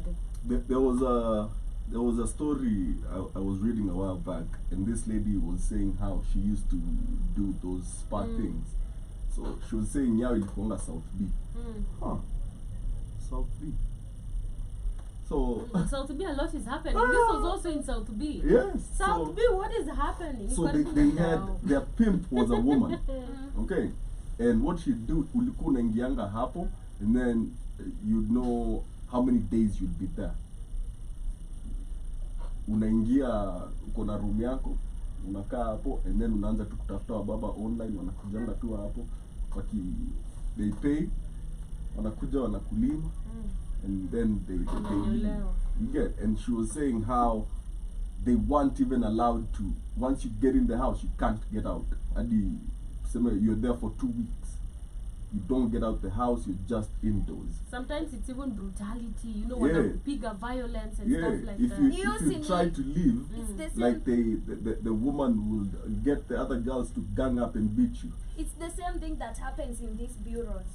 Like bureaus, hizi zenye wanasemanga house helps bureaus. Like that is what happens. So they gather up women in a house, in a certain house, and all you do is like prostitution, but wewe uliambiwa unakuja kazi ya house help. So ukikuja kuapply, unakuja ukijua unakuja kazi ya house helps, umeambiwa umepata kazi nini, you have packed your clothes, you have your clothes, so mnaikangwa kwa So let me know something. First, it is in Kenya. Yes. Secondly, are you there against your will? yes. It's I not wanted to confirm that. Like, can you leave? Let me explain. You Hata cannot unasikia leave. kama huyu wa Kamlesh No. anasema You huwezi toka cannot after 2 leave. weeks. Oh, You cannot leave. so you Una are serve hadi- umewekwa hapo. It's una- like you've been hijacked, Yeah. kidnapped. Yeah, una serve hadi a whole month. Unaona? You don't leave the house. You don't They leave. lock you guys Yeah. inside the compound. You And can't you're so leave. many girls in. Ndio maana unaonanga hizi nini, even here in Rongai we have so many posters of That's kidnapping. house That's girl kidnapping. house How girl can we bureaus. call So these bureaus they collect a lot of girls wakiwaambia ni kazi tunawatafutia, but you have to live here first. So kenye inafanyikanga ni men come in that house, wanachukua wanaenda naye kwa room, wanachukua wanaenda naye kwa room. That is what happens. I've had somebody confess about that. Yeah. What? That's crazy. That's crazy. So what she was saying is like one of her worst encounters was there was this cop that was a regular, right? Sijui hiyo siku alikuja amelewa or something. You know, he literally whatever her with a gun. Dad, what? Yeah, he I don't know if I can use this word. He effed her with a gun, made her on all fours na gun. Again. So that's what I'm telling you. However much, hata kama mtu ni prostitute, their security Check still over. matters. And you know that- Didn't Ngoja 47. Waha. and Waha. the sad part is you can't even go to report because Yeah. prostitution is illegal. It's illegal. And also I was looking at because somebody was I think this one is a lawyer was actually talking about how and reasons as to why they don't go out to talk much about it. First of all, there's also stigmatization. Unajua, the societal stigmatization that people judging you, calling you names. Like for example, when you look at this guy, imagine this Matara. What he used to do is akishakuibia anakwambia masturbate, anakushika video, and then he threatens you that if you do anything, he's going to release the video, you know, and expose you. And sometimes hata akishakuibia bado na kublackmail later. Nitumie pesa ama you post it. And then the reason as why they keep doing this back again and they keep coming, because ilifika point yenye this guy was not even feeling ashamed. He would even come back to the next person, and you guys maybe know each other, because now these women can't talk much, unajua. So they've even normalized, it's giving them confidence to do whatever they're doing, and that is really, really wrong, because these women are facing a lot. However much acha afadhali ashikwe na gava instead of somebody coming to kill them, or somebody, because you don't know why they're actually doing this. Unajua. So at the end of the day, your security matters first. So my question as we continue with this discussion is this. Fine, it's illegal, right? But how can we protect these women from such incidences? We do not need to protect them. We need to get them out of that business. Exactly. No, but there will always be somebody in that business. I feel Because like if we talk we should about have. protecting them, then We should It's have. like we are allowing we cannot it. protect something illegal. You know, it is like asking how are you going to protect cannabis farmers. You know, it doesn't make sense. Don't snitch. we need to. For example, I did this on my show once of this girl in Mukuru who was saying the reason she got into prostitution was because when she was 10, the mother woke up one day and left and never came back. Left her and her 5-year-old sister. And now she has nowhere else to go, nothing else to do. The mother went and never came back. Maybe she was even murdered, you can never know, because the mother was also a prostitute. So this girl had to get into the business to raise her younger sister, who later ended up being a prostitute too. So right now she's 19 with 3 kids. Different parts. Doesn't even know the fathers, by the way, because sometimes she was saying that the customer will say they're not going to use a protection and will do nothing about it. So you know, and she was saying that her dream is just to have a salon. If she gets a salon, she leaves that job. She loves braiding. Plaiting hair. So if most of the people doing prostitution, they don't do it because they love it. It is just because they don't have, you know, you can say kuna makazi, sienda tafutia kazi kama watu wengine. That is speaking from a point of Privilege. and ignorance and privilege. If you've ever been unemployed, then you know you don't just wake up and go get a job. And bills are not gonna wait for you to go Get a job. get a job, you know. So if we give them an option, as Job is saying, then they are gonna leave that job. Let them create circles. Let them create. They have a circle actually. They have a circle. They had protests once. They did protest some times back. Somebody. Prostitutes. Yeah, actually, they are, you know, and even So this is why churches. You this see, law has churches. been brought. Even the churches gives them condoms, and T-shirts, and they are given condoms by our churches, by the way, which I don't know if it is a good thing or a bad thing. I don't know, but they have circles already. So why don't the government invest in their circles? The worst part. Give them loans or something. They are gonna leave that. The job. worst part is that sometimes some don't want to leave, because No. I do Chakwa remember. I do remember Come Deborah, on, and what call is why girls. our call girls. There was one that was saying, and I'm not gonna give a name. Alikuwa anasema eti for her she's like doing it like OnlyFans, you know, and now they in a it's like an account, you know. I don't know, somebody runs the account. And then when this guy runs the account, he has women who actually do this. So they are paid monthly So salary. So I don't know. Swaka made $30 million from OnlyFans, but he wasn't the one. You know, so Swaka, right? The rapper. But he wasn't the one doing whatever. He'd get girls, and people would come see the girls, and then he'd Exactly. pay the girls. And so that is what is happening. That is what Yeah. I'm saying. The guy owns an account. I don't know it's what. So he has women that do this. So when they pay to the guy, all right. And then Yeah. the guy, because he knows how to. I don't know how he knows how to get the clients. And then now these women, all they do is show their do whatever these men want them to do. And you find at the end of the month, she's like getting 80,000 or whatever thousand she's getting, right? A lot of money. So this person anakwambia, mimi siwezi acha hii job It's so mpaka siwezi acha, sikia, I can't leave this job up to I get a bet, like unless nipate, kwanza alisema like, unless nipate kazi yenye inanipea 100k. So yeah, naona it's easy for her. This is somebody hata ukimpea job, unaona kama huyo mkuru alikuwa anasema acha nikipate kazi ya salon, she's really willing to leave, because even if she gets 5,000 or 20,000 she's okay. But huyu mwenye ashakuwa addict anakwambia mimi siachi kazi mpaka nipate kazi ya 100,000. You know, just So these utampea people are kazi in ya a jungle. 100,000. They are in a jungle, okay? They are in a jungle and they can get divorced anytime. Give them a way out. If Remember- anyone wants to leave, let them leave. Remember If the- anybody doesn't want to leave, then Remember the Give Kenyan them an TikToker? option. yeah, give them an option. Yeah, I give do them agree. a way out. Remember the Kenyan TikToker That's who was very not famous Let for them- having a flat let tummy? them go back there. Do you remember her? Uh-huh. There was this TikToker, Yeah, with the flat tummy. with the big sender. Yeah. Yeah. Until we realized she Yeah. plays with Asianda Yeah. a whole lot on video. Yep. Like, wow, that thing was huge and it was disappearing kwa sim too. Like, wow. I can't remember her name. Mwenye alinini Well, Huwezi sema? yeah. So the Tuliona what?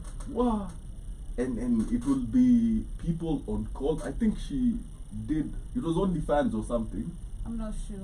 She was doing something. It was In this regards it to- was how with this what is the name of this guy that had during Club COVID? It was that one. No, not that time. It was I'm way not after thinking the COVID. actor.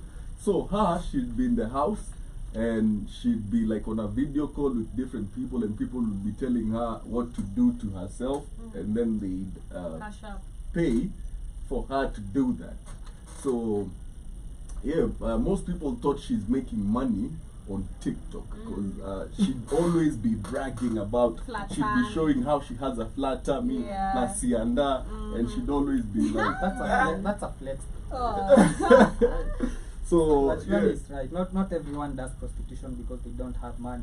Some, for example, I was also looking at Starlet's account, and she did GCSE. She had posted results of her GCSE from last year. So there's someone who did a GCSE. Is someone who did GCSE poor? No. No, the mom is the Your- mom is rich. Yeah. So Yeah, not your- all of them do it because they don't have money. But Your there are brother those is ones Kanyari, There are bro. those- What do you mean you're broke? can't be. So she's doing it. I don't know why. Because maybe she doesn't want to go and work. She doesn't have to even work.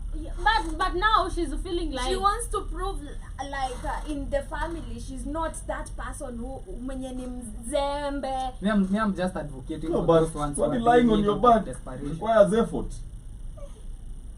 sio sasa alikuwa anaona ni Si shortcut. That's why anataka she kuonyesha familia pia mi si mzembe, pia mi nani. Niko na marada. so the one in the right way. No, she should have just called her uncle, become like a deacon kwa church.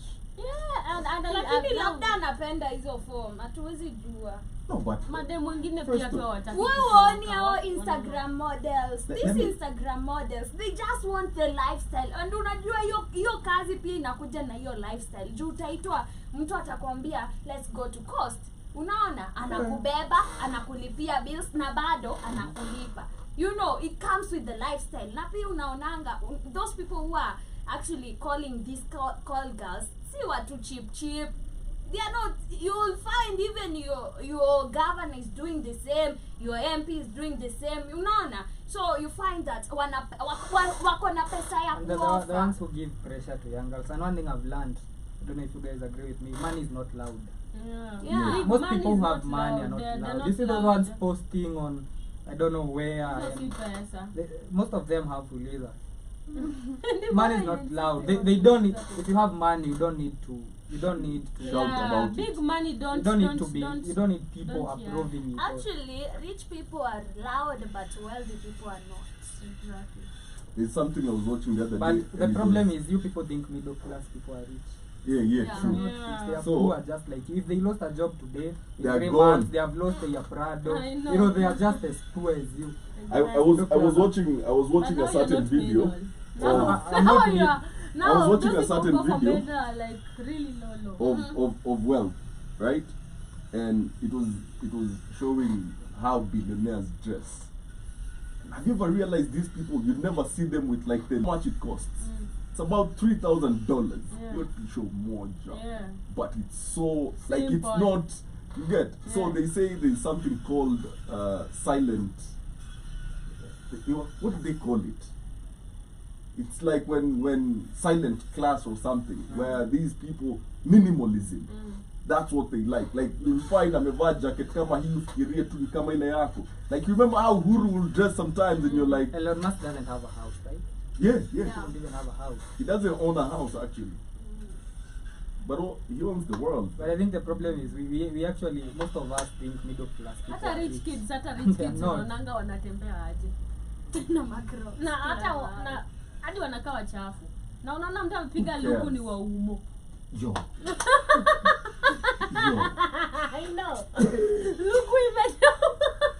Facts though. Na timbo kwa mfuko. Na luku na kushow. Hata hizi kula mturambao. Na huyu mwingine anatembea na slippers pesa hizo. Usikubali kukaa mashida zako. Mm. Usikubali kukaa mashida zako. Wait. Fake it till you make it. But hata kupewa pressure na social media. Yeah. People are poor. But even there was They're this just women. faking it, man. These women that I think it's like a few months ago they were really trending on TikTok. They're like 21, 22, and then I don't want to call their names, but ulikuwa unapata they have a circle of a woman who like knows now big people like politicians, you know, and all that. So they're ready to spend like 100,000 or 200,000 on each girl. So she has a lot of people, and then these people come to her because they're your pimp, all right. So when they come to her, she pimps with wadia wako kwa group, all right. So anauliza who is available for this tonight to do nini, and then they test you, stuff like that. We get a lot of this. How many of you? Me, I've even gotten this on my Instagram. People telling me that, hi, are you interested in I can hook you I up like your with- profile. I like your profile. And then when you reply, unapata nakwambia stories, I can hook you up, you're being tested, there's amount that you pay, then I get my percentage. You know, there are those girls who come to you like that. PRMP. They come like that. So you Them find flip. unapata madam, she's 21 and she has a BMW. And she's not from a rich family. You know, and you're like, how did you get this? And then you find out now these ones are the ones that deal with the big boys, the MPs, the governors, the Shout out to ministers. 680 Hotel. I don't know, where is it at? Hapo tu tao. But stop getting pressurized. by- Yeah, so people also feel like, so because I always tell people every day, whatever I post is what I want you to see. People are Literally, what I don't J. what Cole I says don't want that. you See to what see. I allow. Exactly. Whatever I post, I want you to see. Whatever I don't post, I don't want you to see. So everything that is posted on social media, I or that person wants you to see. And even let's say I'll not bring a camera to you na utaiona mtu akifanya hata hivi. You know, they'll always do because they're trying to look nice for the camera. Camera is always fake. Once there's a camera in front of you, that's fake life. So it's upon you to decide what you want. Because kabla even if I put a picture on you, there is no hata ukiamka aje utafanya hivi. Unajua, because you want to look nice, because camera is pretense. Hata ukiamka utaipata tuko na zile vitu za mdomo hivi siji. You want, because I want to look nice. Camera is a fake. So you decide. Exactly. Utaamka episode 1 and then urudi tena uamke episode 2. Na sisi tuliamka hivyo, hata ulikuwa na nyama. Episode 1 umeenda ukaosha uso, ukapanguza, ukatengeneza It's fake tulips, life. and then ukastala tena ndio uamke episode 2. Man, shout out to Jibba Jabba. He says, live your truth means accept my psychosis. Stop it. He also says, so if an old broad gives a young buck money, he should go to jail. But then Baba is cool? What? You get? And he also goes on to say, if security matters, don't be a hoe. Yeah. Okay? Jerome Mosquito is also in the building. Shout out to Jerome Mosquito. He says, good afternoon, everyone. And no, Ziba Jabba, we will oil the squeaky chair. Okay? Yeah. But we also had some comments. If we I can see read. Stephens is saying we need to protect them, jail them, raise the bars. What? That is protection. Okay. And then he's saying nowadays we have mental control procedures called therapy. Mm-hmm. Alright, so if you feel like you're psychotic, And TikTok is saying some comments are also getting protected. no, for the alisema community. no, this one also works. Unakulwa hadi na atuoli bora pesa. Somebody saying that, somebody saying wanatufinya sana sisi wanaume. And he's also saying prostitution refers to any relationship which is against the law of marriage. Wow. What is the law of marriage? I don't know. Somebody saying call a spade, charaza. Cheating. Law of marriage. I Law don't of know. marriage. Moja ni kisonono waiting. Stepper, this story ungesema last I year. know. Makosa And then he ishafanyika also hivyo. says election is thinking change is good as arrest. What is the law of marriage though? I want to know. To all the married men in the building, Let us know. know. Let us know. Bachelor. The law of marriage. What is the law of marriage? Yeah. What does it state? The law of marriage is kama unataka kuikula I hiyo. think everybody has their own law when it comes to their marriages. According to Steppers, we have a law of marriage. Yeah. That was initiated by the Ruto government. Yeah. No, but literally they did. They said you can't live with your boyfriend or girlfriend, sir, and that if you do live as husband and wife, you have to pay 2,500 bob a month for the government to approve you two living together. But remember also during Uhuru's time, they also said if you live with somebody for more than 6 months, that is your husband. Considered as But there was Marriage. no fine. This government has No, but it told had you. already been passed the other year Yeah, but by there the was. former government. There was no that he paid this much for you to be be. able to Yes, live with but someone. Kamlesh, get my point. What if you've been living with this person for now 3 years and you started living not before this law, Mhm. alright? The other law. Mhm. Are you still married? I'm talking about the laws of marriage. This is Mhm. aside from whatever you're talking about. Yeah. It's something that I was, kitambo, in our traditional communities, women always had to be virgins before they got married. Yes. So I was trying to research on why that was the case. And I looked at it also from the modern perspective. And I saw something very interesting that I want to know what you guys think about. Mhm. So there's something in science, it's called microchimerism. Microchimerism, I don't know if you've ever heard of it. So this is a research, a theory, a finding that they found out that, you see, for a woman, if she has sex with a guy, raw, and the guy ejaculates in her, part of the guy's DNA will be left in her for life. Yeah, so if a girl has had sex with 15 people, she has 15 Men different Yeah. inside DNAs her. inside her. And so when she gets pregnant, It will be for 15 men. part of the DNA, part of the, what is real? it called? Is it called an Wow. embryo or a zygote, whatever? Mhm. It is made up of XY chromosomes. Yeah. So the X is the girl, the Y, which one is the woman? Yeah, the like X. that, yeah. The X is the woman's.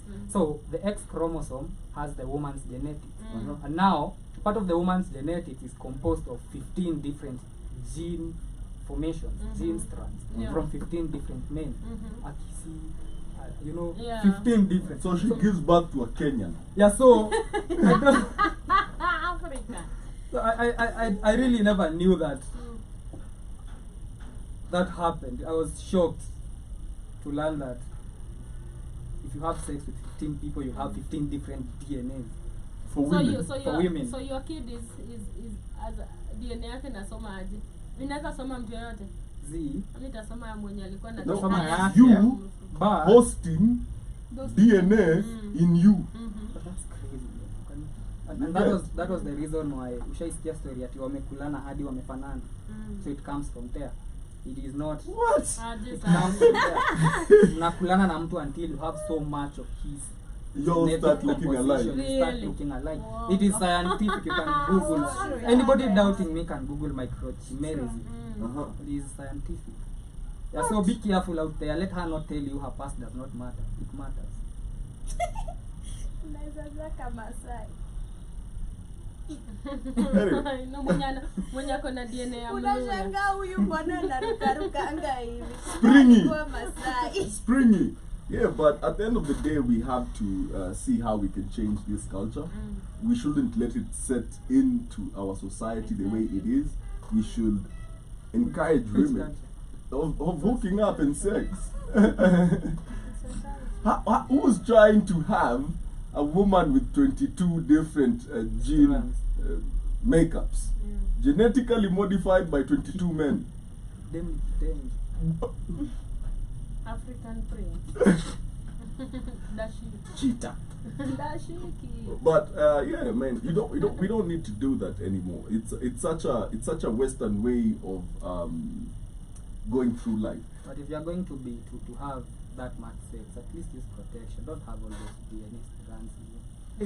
There are some of these girls that don't even like protection. She's Like like allergic to that. mwanga ndani. Latex. So, Alafu wako na masports huku kote, yule anakuambia I'm allergic to condoms. No, I'm allergic to you too. Okay.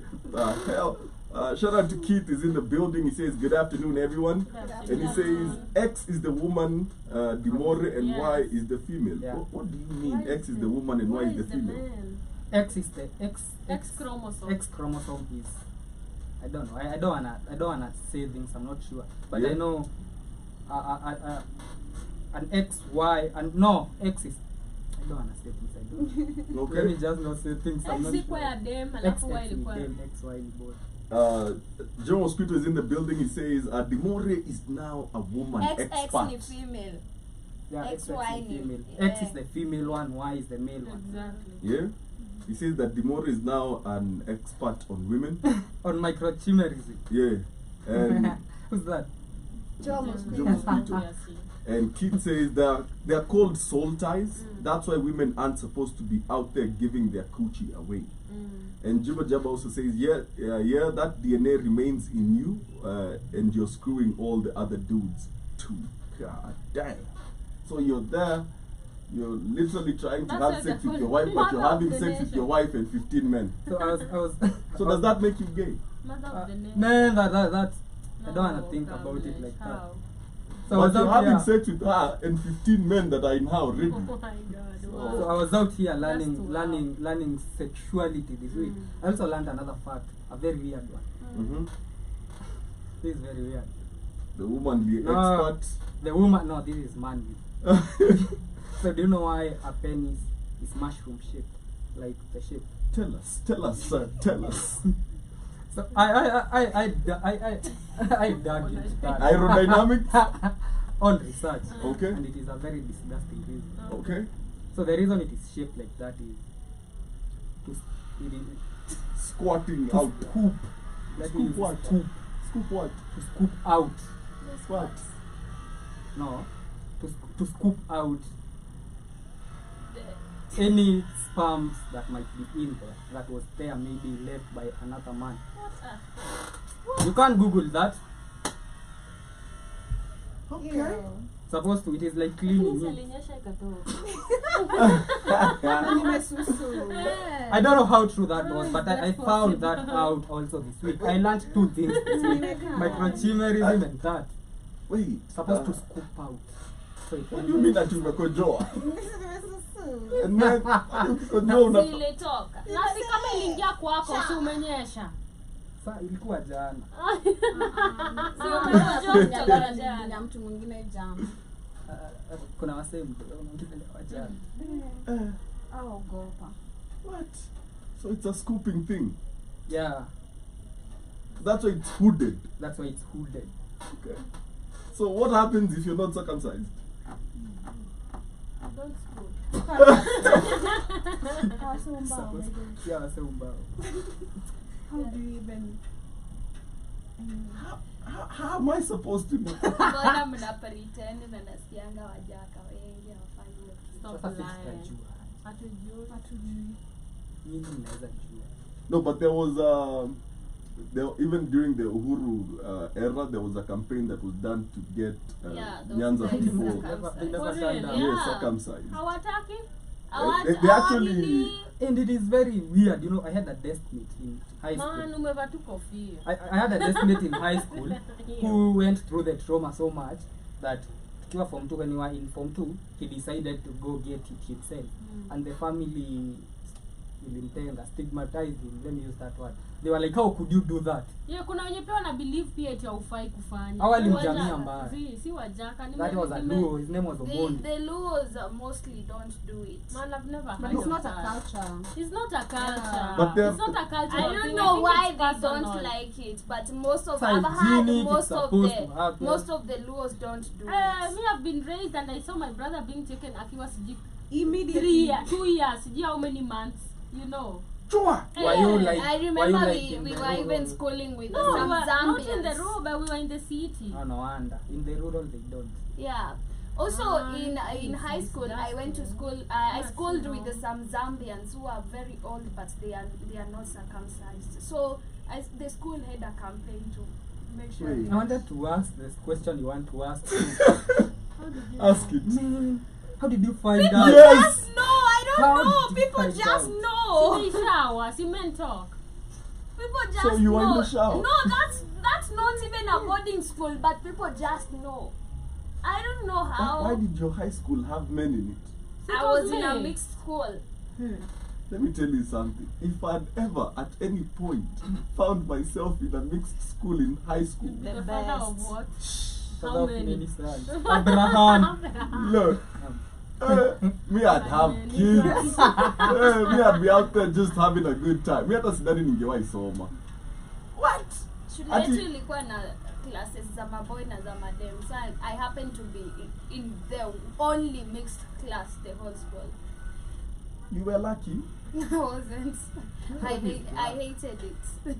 Okay. Man, shout out to everybody that is on the comments. But now our And the class was Zambians the And the notorious. Zambians. With their hood. So, did the hooded Zambians, Yeah, of course they had to get cut. yeah? Yeah. The school made sure that it happened. Health-wise is good. No, but In Luo Nyanza, they should make it compulsory. Yeah, man, those men. I've never but- had, me I'm Yeah. surprised, Yeah. I'm Luo. They should I'm make it Luo, compulsory. I've never heard of so this. do I they don't have know like how to you've pull it never back? had- You Yeah, know? imagine. I've never had, I'm Luo. I've been raised in I don't know how you've Sijai never had sikia. Ndio, of hizo it mafuta because it's zinabaki huko ndani. everywhere. But that's it's Nini good. hizo? I think it's Mama susu. it's good Huh? for. So hizi fanya it's good hivi for so family. ngozi na mikunda. Get me out of here. Ukinyoro ufanye hivyo. say, Like kuna recover inarudi. Kimwagikia bounce Na sasa kama mkojo. if it's hooded, alafu you shake, sio the hood might like pop up and then sasa mkojo ikujie kwa uso or something. You guys be better. What? Anyway, It's not even about culture. It's about Health. hygiene. Yeah. Hao ni wachafu. Even health. Health. Unajua, it saves a lot. no, but you see, like in Uncircumcised the men can cause you in the low cervical community, cancer. in the low community, the rite of passage, in my perspective, was way more painful. Men, Unapigwa na matope. Slow. no, like your lower No, teeth, it's six lower of teeth. them, Wallahi. as Yeah. zina twa. No, mi Chua. ndo flu ya Doesn't even unapigwa na make sense. matope. Yeah, before you're that's how Luyas know if you're old Unapigwa. enough to be circumcised. Na Wasudanisi wanachomwa hapa hivi na unangolewa meno. But you know Sudanese are nilots too, like Luos. Yeah. That's how they're. So why do Nilots have a thing against their teeth, though? I don't know. But Like, they don't like- Have you seen the ones that put plate on their mouth? Yeah, like the the mbele. Na sasa Masai wenye wanakatwa masikio.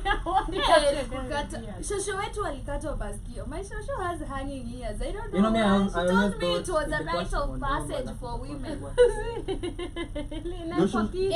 Your shosh. Yeah. See, ni kukatwa. You know, I asked my shosho. I also used to think like that. So, mi naona bado hii shimo inaendelea kuhang the way she's aging. So I asked her one day, why did you cut your ears? She told me, nilikatwa na nani? Ilikuwa rite of passage. Like they were cut. They used to be cut. Unakatwa hivi inahang. Zi unakatwa and then ukishakatwa Unawekwa wanaweka kitu kitu hapa heavy. hivi. So Oh, but back then it was a symbol of beauty. Hey. They thought it was beautiful, like that. and it's also a rite of passage. torn ears.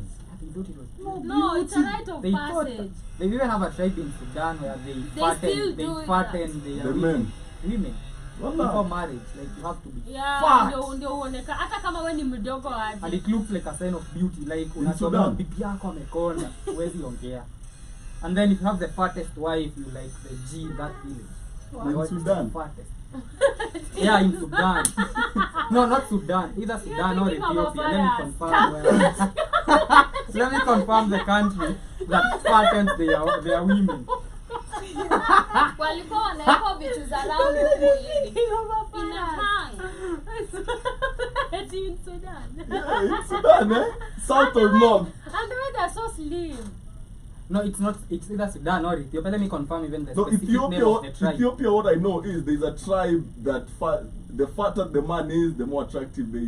Hey, Hey. but I'm not doing no fat. So before a man is married, or actually when they're going through the circumcision and whatever, after they're put in a camp where they're fattened, and then after that, because it's the circumcision, and then after that unatoka kuchagua bibi.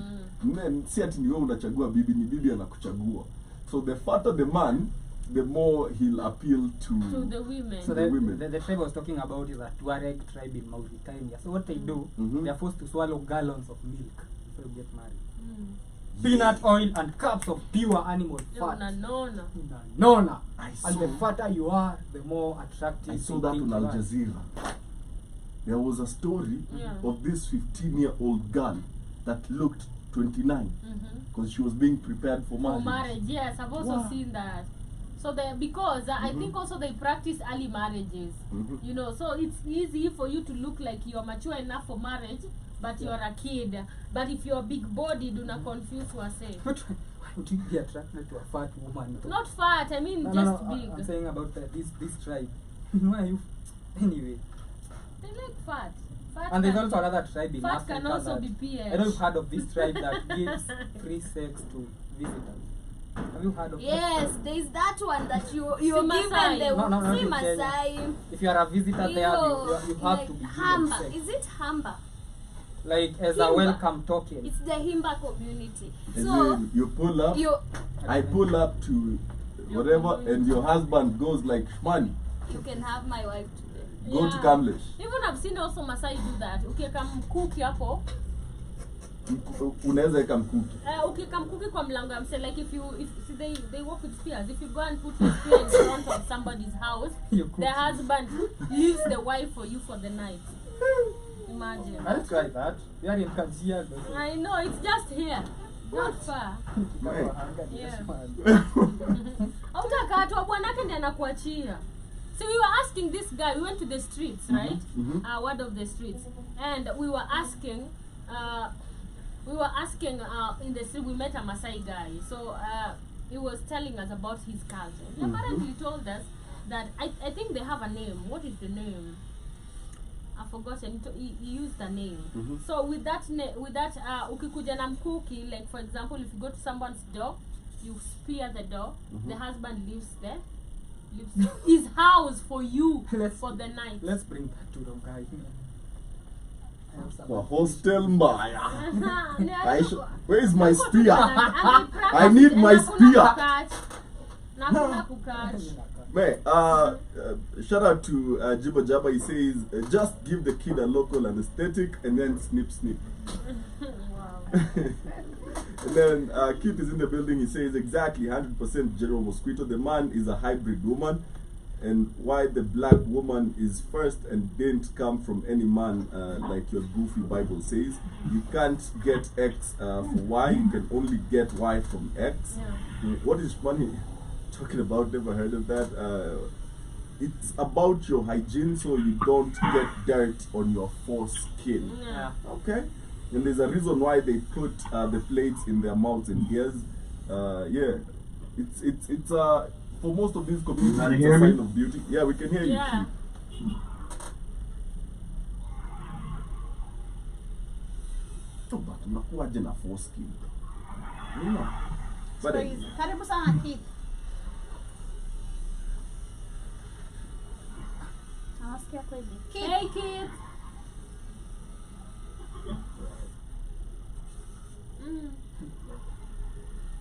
Keith, let us know if you can hear us, if you are on StreamYard, on test.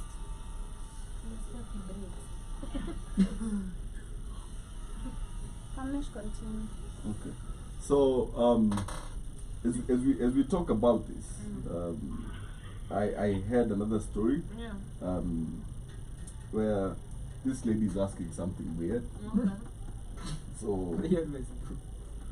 she says hers is not a confession, but she You wanted guys hear me? We hear you. she wanted to ask if it's okay that she wants to get married to a man who can't sire children. I've been looking for one, but I don't know where I can find them. I think that would be the ideal partner for me. 1, 2, 1, 2. Yeah, we can hear you, Keith. 1, 2. Vasectomy. Ah. Anatafuta wapi? Na Bien. sijajua bien. Alright, can you I ask? lose how I use spermless. Ah, 1, 2. 1, 2, 1, 2. Can you hear me? 1, 2. Yeah, we hear you. Yes, kid. All right, somebody calm down. Oh, crazy. I'm not the boyfriend. Calm down. I'm not the one that left it broken and unsatisfied last night. Anyway. Anyway. Kid, no. Anyway. what? Anyway. No. Anyway, you guys are talking about the where they have the plate. Also, I want to give a shout out to Joby. Teaching us. They imagine Joby taught us our own history Thursday. It was amazing. Joby taught us our own goddamn history. You know, Joby taught us our own history that most African Americans don't know about. It was amazing. Joby taught me some shit I didn't even know about. I thought that was just that's to her journalism critique, because he taught me some things I had no idea about. Next time I'm in New Orleans, I'm going to have to look up that stuff about the certain tribes coming from Angola, Congo, all the way up there in the Mandinkas, coming up from Mali. The whole thing, I just didn't know nothing about it, so that was a hell of a learning experience. Shout out to Joby for teaching us something. You're welcome. So let me teach you guys something about the plate. Appreciate you, man. You're all set. All right, thank you. Have a good one. Yeah, so the reason why they wear plates in their mouths and ears, it was not beautification. So you guys think, and then the two would be, it was actually the opposite, because the Africans were getting invaded by these Arabs who were coming and collecting slaves and collecting their women. So with them collecting their women, they thought they could make their women ugly.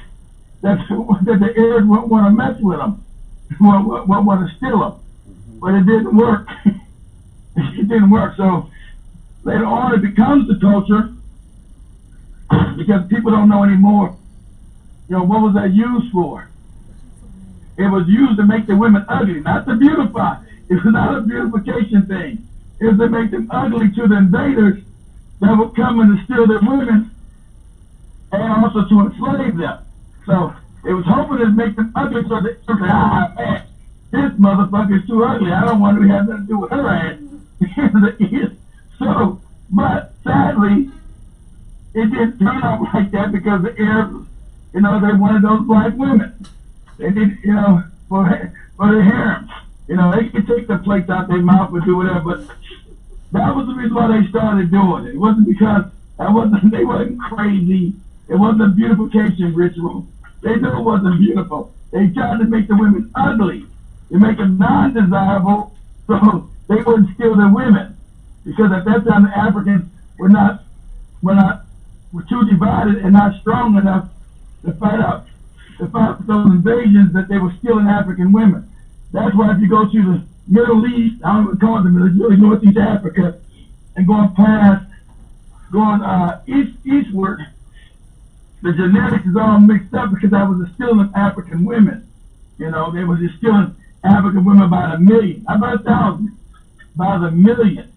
That's why you got all the mulattoes up north, you got mulattoes all in what you call Arabia, which is really just Northeast Africa. So that's what a lot of these cultures in Africa come from, trying to defend themselves from invasion. You know, trying to stop, because militarily the African had fallen. He wasn't a power anymore. So he was constantly getting invaded, and they were stealing African women. Because African women, again, are the most what? Fertile. You think people don't know that? People know African women are the most fertile on the planet because they're the beginning of everything. So they have the best genetics. So that's why everybody wants to mate. Especially when their numbers are going down, they want to mate with African women for their own survival.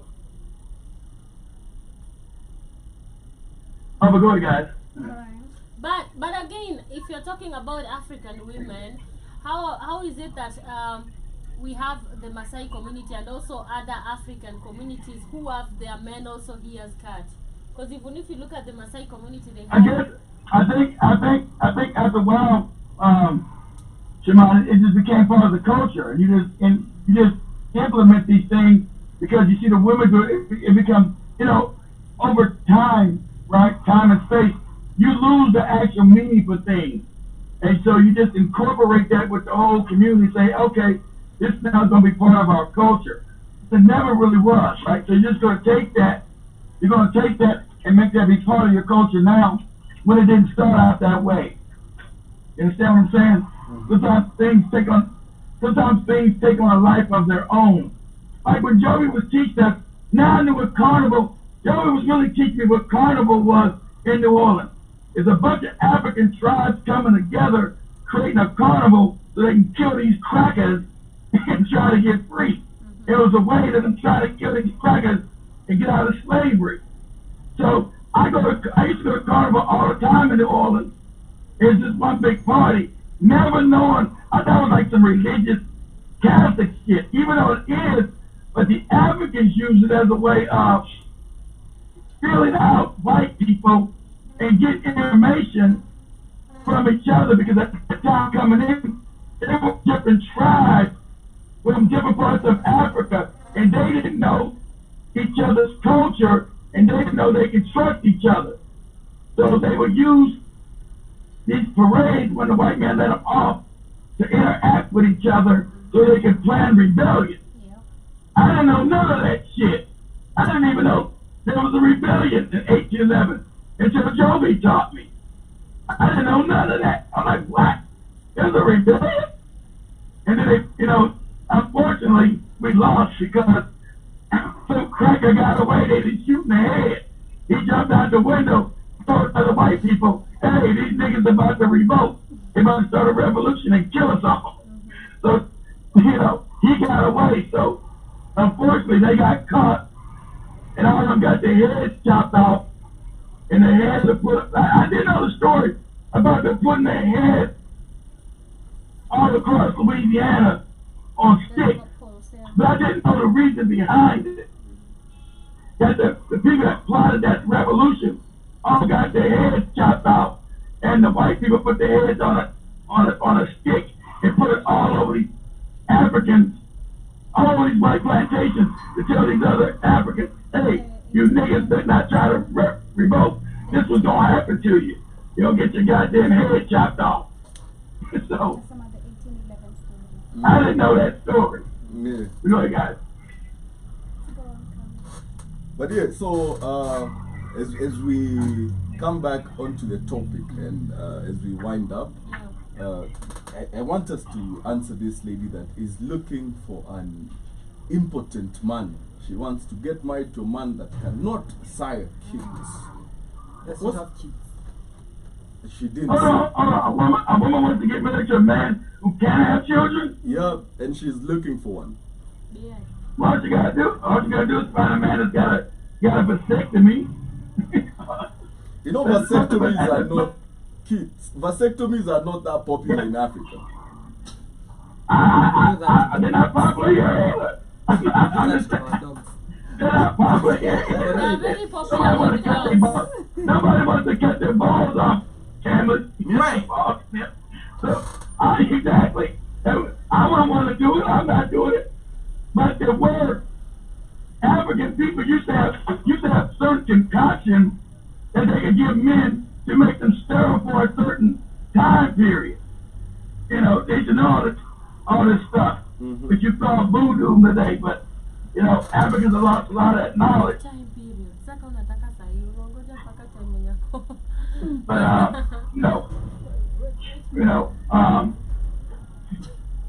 and then the woman's got to find a man who agrees with it, who doesn't want children. That's pretty rare. A man usually wants his seed to carry on. You know, that's his legacy. You should find 50 cents. So we just to answer this woman, we have a breaking story. 50 Cent explains why he's giving up sex for 2024, and he says, my new idea is so big and I don't have time to be distracted. I'm practicing abstinence. I have been Well, that's true, meditating. but why we always gotta take advice from morons? Why do we got? I saw that one coming. Go ahead. Yeah, he says, I have been meditating and focusing on my goals. I hope this new year helps you excel to the next level. Man. She should go to 50 cents. So basically 50 Cent mwaka ni kunyonga tu. But even in Africa, when you look at it on a serious note, Not joking. yeah, on a serious note, there was always, I don't know if you guys have seen or have heard, but I've heard most men are in denial of being important. Huh? You know, our kubali, most of them unapataga, if he knows he's important, he doesn't allow. Hold on, Shemai. Are you saying, I'm gonna tell you what I don't care. Are you saying you got a rise of men being impotent in Africa? We have what? A rise of men being impotent. No. A rise of being impotent? No, What you saying? You said it's but not really. That is not what I'm saying. But I'm saying there are like if you get one that is important, our kubali, I think maybe it become they're in denial or they're not in agreement of. Yeah, true. Yeah, even if you want to go Well, they don't know. Usually it's always, I hate to tell you, it's always something to do with your diet. Reason why your body fucked up So I think is because usually what you're eating is something to do with your body is non-alkaline. And it breaks down everything. Disease, impotency always goes back to the African being out of his culture and doing something else's diet. Like I was telling Katie about sickle cell anemia. Sickle cell is not a disease. It's a condition of you being not African anymore. Like I said, I have sickle cell trait. You know why? Because I'm an African. That's because my people were in the continent where malaria was prevalent. So the Creator made it able for Africans to survive in climate by sickling their cells so it wouldn't kill them. But their diet had to be African. Can't be the shit we're eating today. Or it causes those conditions to come out of us. So if someone's impotent, it's usually diet. And the African has lost that information. He's drinking, he's eating all kind of fucked up, he's eating that damn mosquito, damn, bush meat, that kind of shit. You can't be eating bush meat and think your penis is gonna work. Dang. Anyway, to the comments real quick, Kala says, in an African setup, utaitwa failure. Si ajabu huyu dem amemaliza mayai yote na abortion pills, sasa hana kitu ya kupeana. Anyway, me what do I know? Hakuna mwanaume anaweza furahia kujua hazai. Hi, they're in denial, but they are. I have a friend that I was telling you guys. I think a few. But they're My very friend, few. my friend she's Somali, right? She's not Somali. She's Borana. Borana. There is this one. Rendile. Rendile, yes, she's Rendile. Now, they choose their husbands are chosen for them at a really younger age, right? So the guy that she's with, alichaguliwa, alright? But the guy was dating somebody else, but the guy is living in the States. So he comes to Kenya once in a while, but they've tried. And this girl, when we were in she's not yes itasa because She's not impotent. yeah, she's not impotent. She's fertile. She's fertile because No, she has a kid already. no, she doesn't have, but she got pregnant Oh. before. All right, Mhm. she got pregnant before. For someone else. Yeah, miscarriage. Okay. You know, so her going through a miscarriage shows she can actually Get pregnant. get pregnant. If the Yes. miscarriage So she has- maybe Messed up with everything. No, but she's Let's trying. look at both sides. Look at it from the perspective. Every time she tries to tell this guy, let's go to see a doctor, the guy is in Ataki. Mhm. And this guy also, the reason as to why the other relationship didn't work was because of the same thing. problem. I see. Okay. And he can't she's already fight. and you know she's in a situation where she can't get out of it because I don't know how they view marriage the other side, like with the culture it's Yeah. tight. It's not. It's Well, You're not. trapped and it's trapped not- and trapped. You're talking about arcane traditions that hurt women. Now, you can be a moron and stay in it, or you can be an adult and leave it. That's your choice. Sometimes you got to leave your family behind. You survive as a human being and realize this culture has got me all messed up. Yeah. So you can live in a culture, have babies you can't take care of, and men that don't give a shit about you, and everybody's like, or you can decide to understand what's best for you Mm-hmm. and get out of it. Mm-hmm. And yeah, if you find yourself in a situation where it's always good to know, and I feel like that man knows that he can't have kids, that's why he's avoiding that. Yeah. And It's if something they really don't want to talk about. Most of them. Usikia dio bwana nasema kwa comment, Yeah. no man is ready to actually accept that they cancer. Yeah. So, and that is something that is really common with African men. They're not Yeah. ready to have that conversation that there is a Is possible. it, is it, you might be is the it Yeah, African it might- men, Somalia, or is it African society? Huh? I'm saying the African African men men. is the African society. What is the difference? I think it's the society. The difference is that they all men. The women are just the same. They don't like to speak about shit either. So it's society and not just the African man. It's the societal pressure. Not just the African man it's without the saying anything. Yeah. It's societal pressure. Yeah. Yeah. Because even when women are barren in African society, nobody wants to talk about Exactly. it. It's just swept under the rug, and it's the we all know but we don't talk We about don't it talk about situation. it, Yeah. Which is pretty messed up. We should normalize talking about these things so that we can depower them. Eliminate the stigma. Yeah. Yeah, the stigmatization that comes with it is It's so crazy, and I also feel like this woman having said this, she might be the problem. Okay, because there's this culture of abortion that is growing in Kenya, man. That's why Mary Stopes is in business like hell. You get, and you'll get pregnant, she'll abort the first baby, she'll get pregnant again, and then when she actually wants to get married, now she can't have kids anymore. Or she learns while dating somebody that she can't have kids anymore. You get, and it's not that she was born that way, it's because of the abortions Abortion. that she's gone through. Yeah. She's messed herself up, her womb can't hold kids anymore, or you know. Yeah. So we should, if you're trying to get a man that can't sire, there's a problem with you first of all. Okay, because Some everybody's people trying. don't want to have kids, Kamlesh. Really? Yeah, the people don't want to have kids. Hata Kibaki son. alisema Hata Kibaki Alisema son. nini? hataki hataki watoto. Akibaki's son says he doesn't want. See, there are rich people No, problems. you say you have to make an excuse because No. but when we say Williams. Who? So yeah, Anyway, to each their own. to each their own. Exactly. Whatever floats your boat. yeah. And we'll That not talk woman about wants to coming find a anymore. man who doesn't sire. You. Let her find one. Yeah, but I mean, Negoro already has like 28 genomes in her. She admitted she has a body count of 28, and that was like 5 years ago. So imagine right now. 28. She Damn. said that on air. So For real? Yeah, she said that. there on was air. a video. That was like 5 years Not ago. talk about it. This is going to be There was a video. I don't know kama ni ya kitambo when the king came back. If you know who the king is. So the king came back in in December. And suddenly there were, because she was saying, I will never even meet him. She'd never mention his name, you know. Yeah.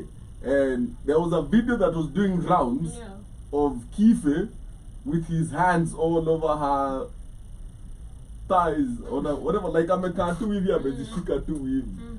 And then apparently she's a married woman.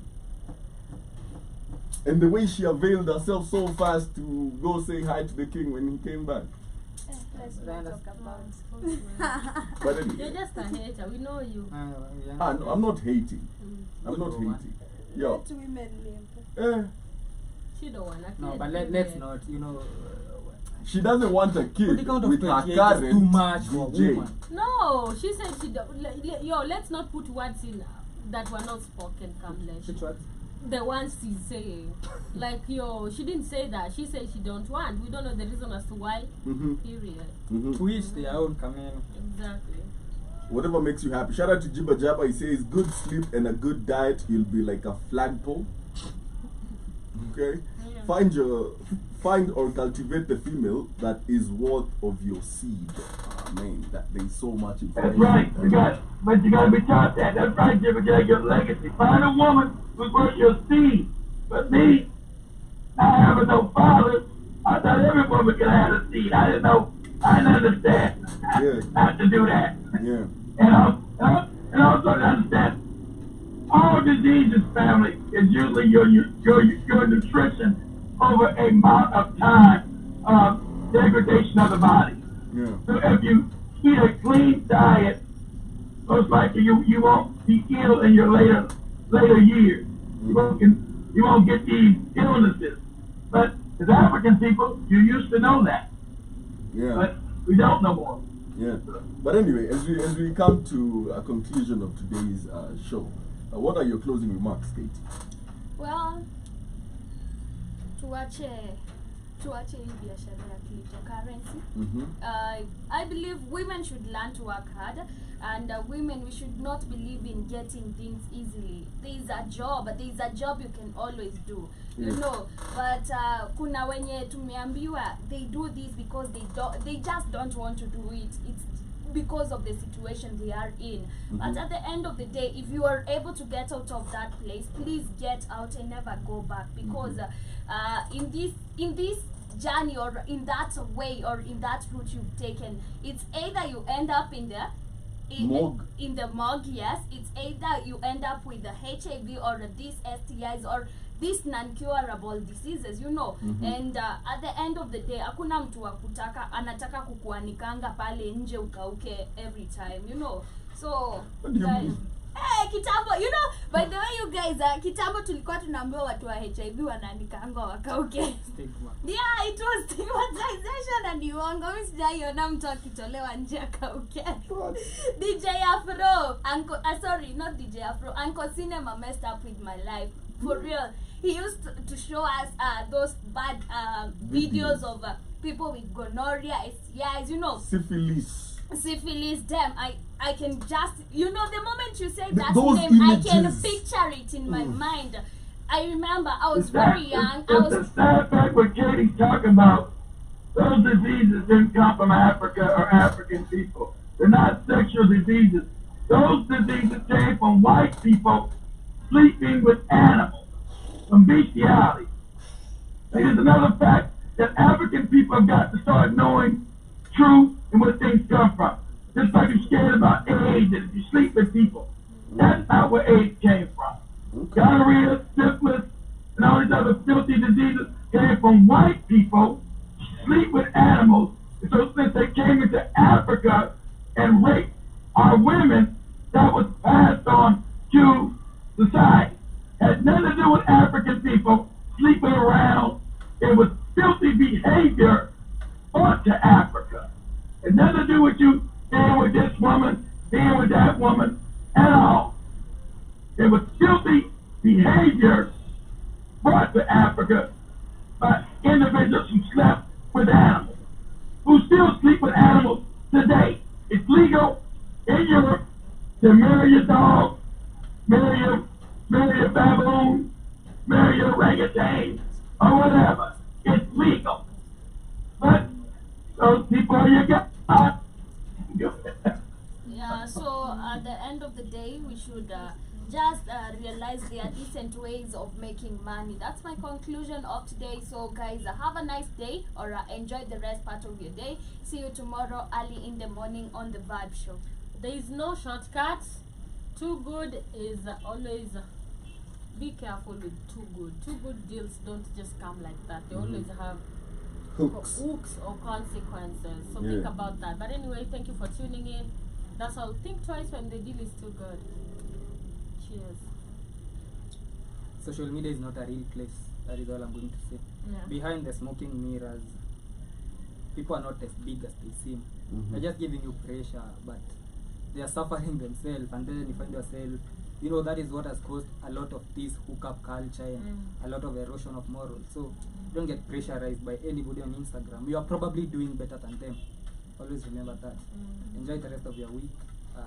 It's been a pleasure. For me, is that there's always so many opportunities and many ways of making money. Like I've always said, you can sell tomatoes.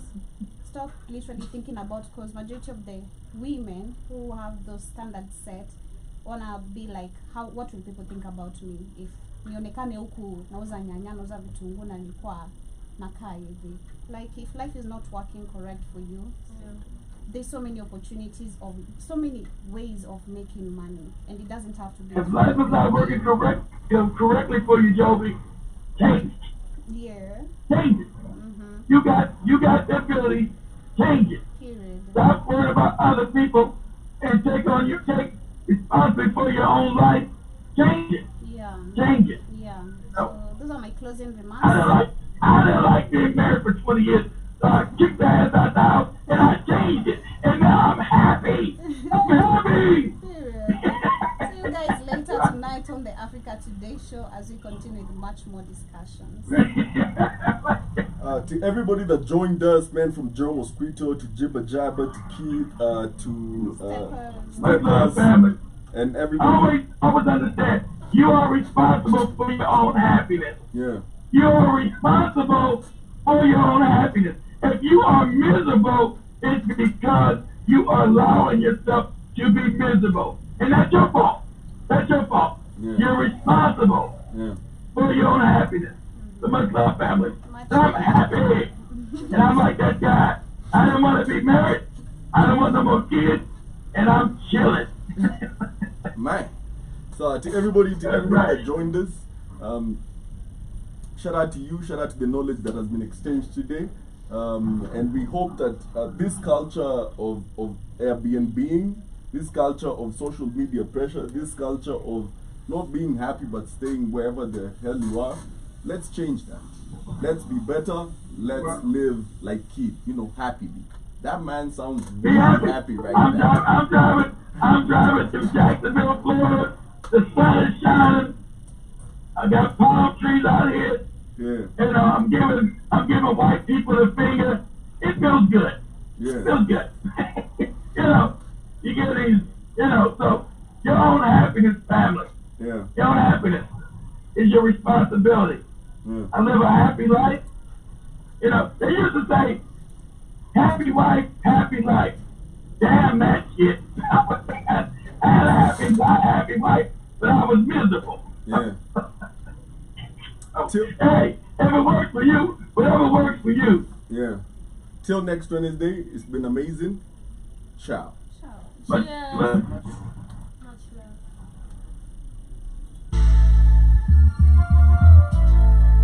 man, they're building over in JB.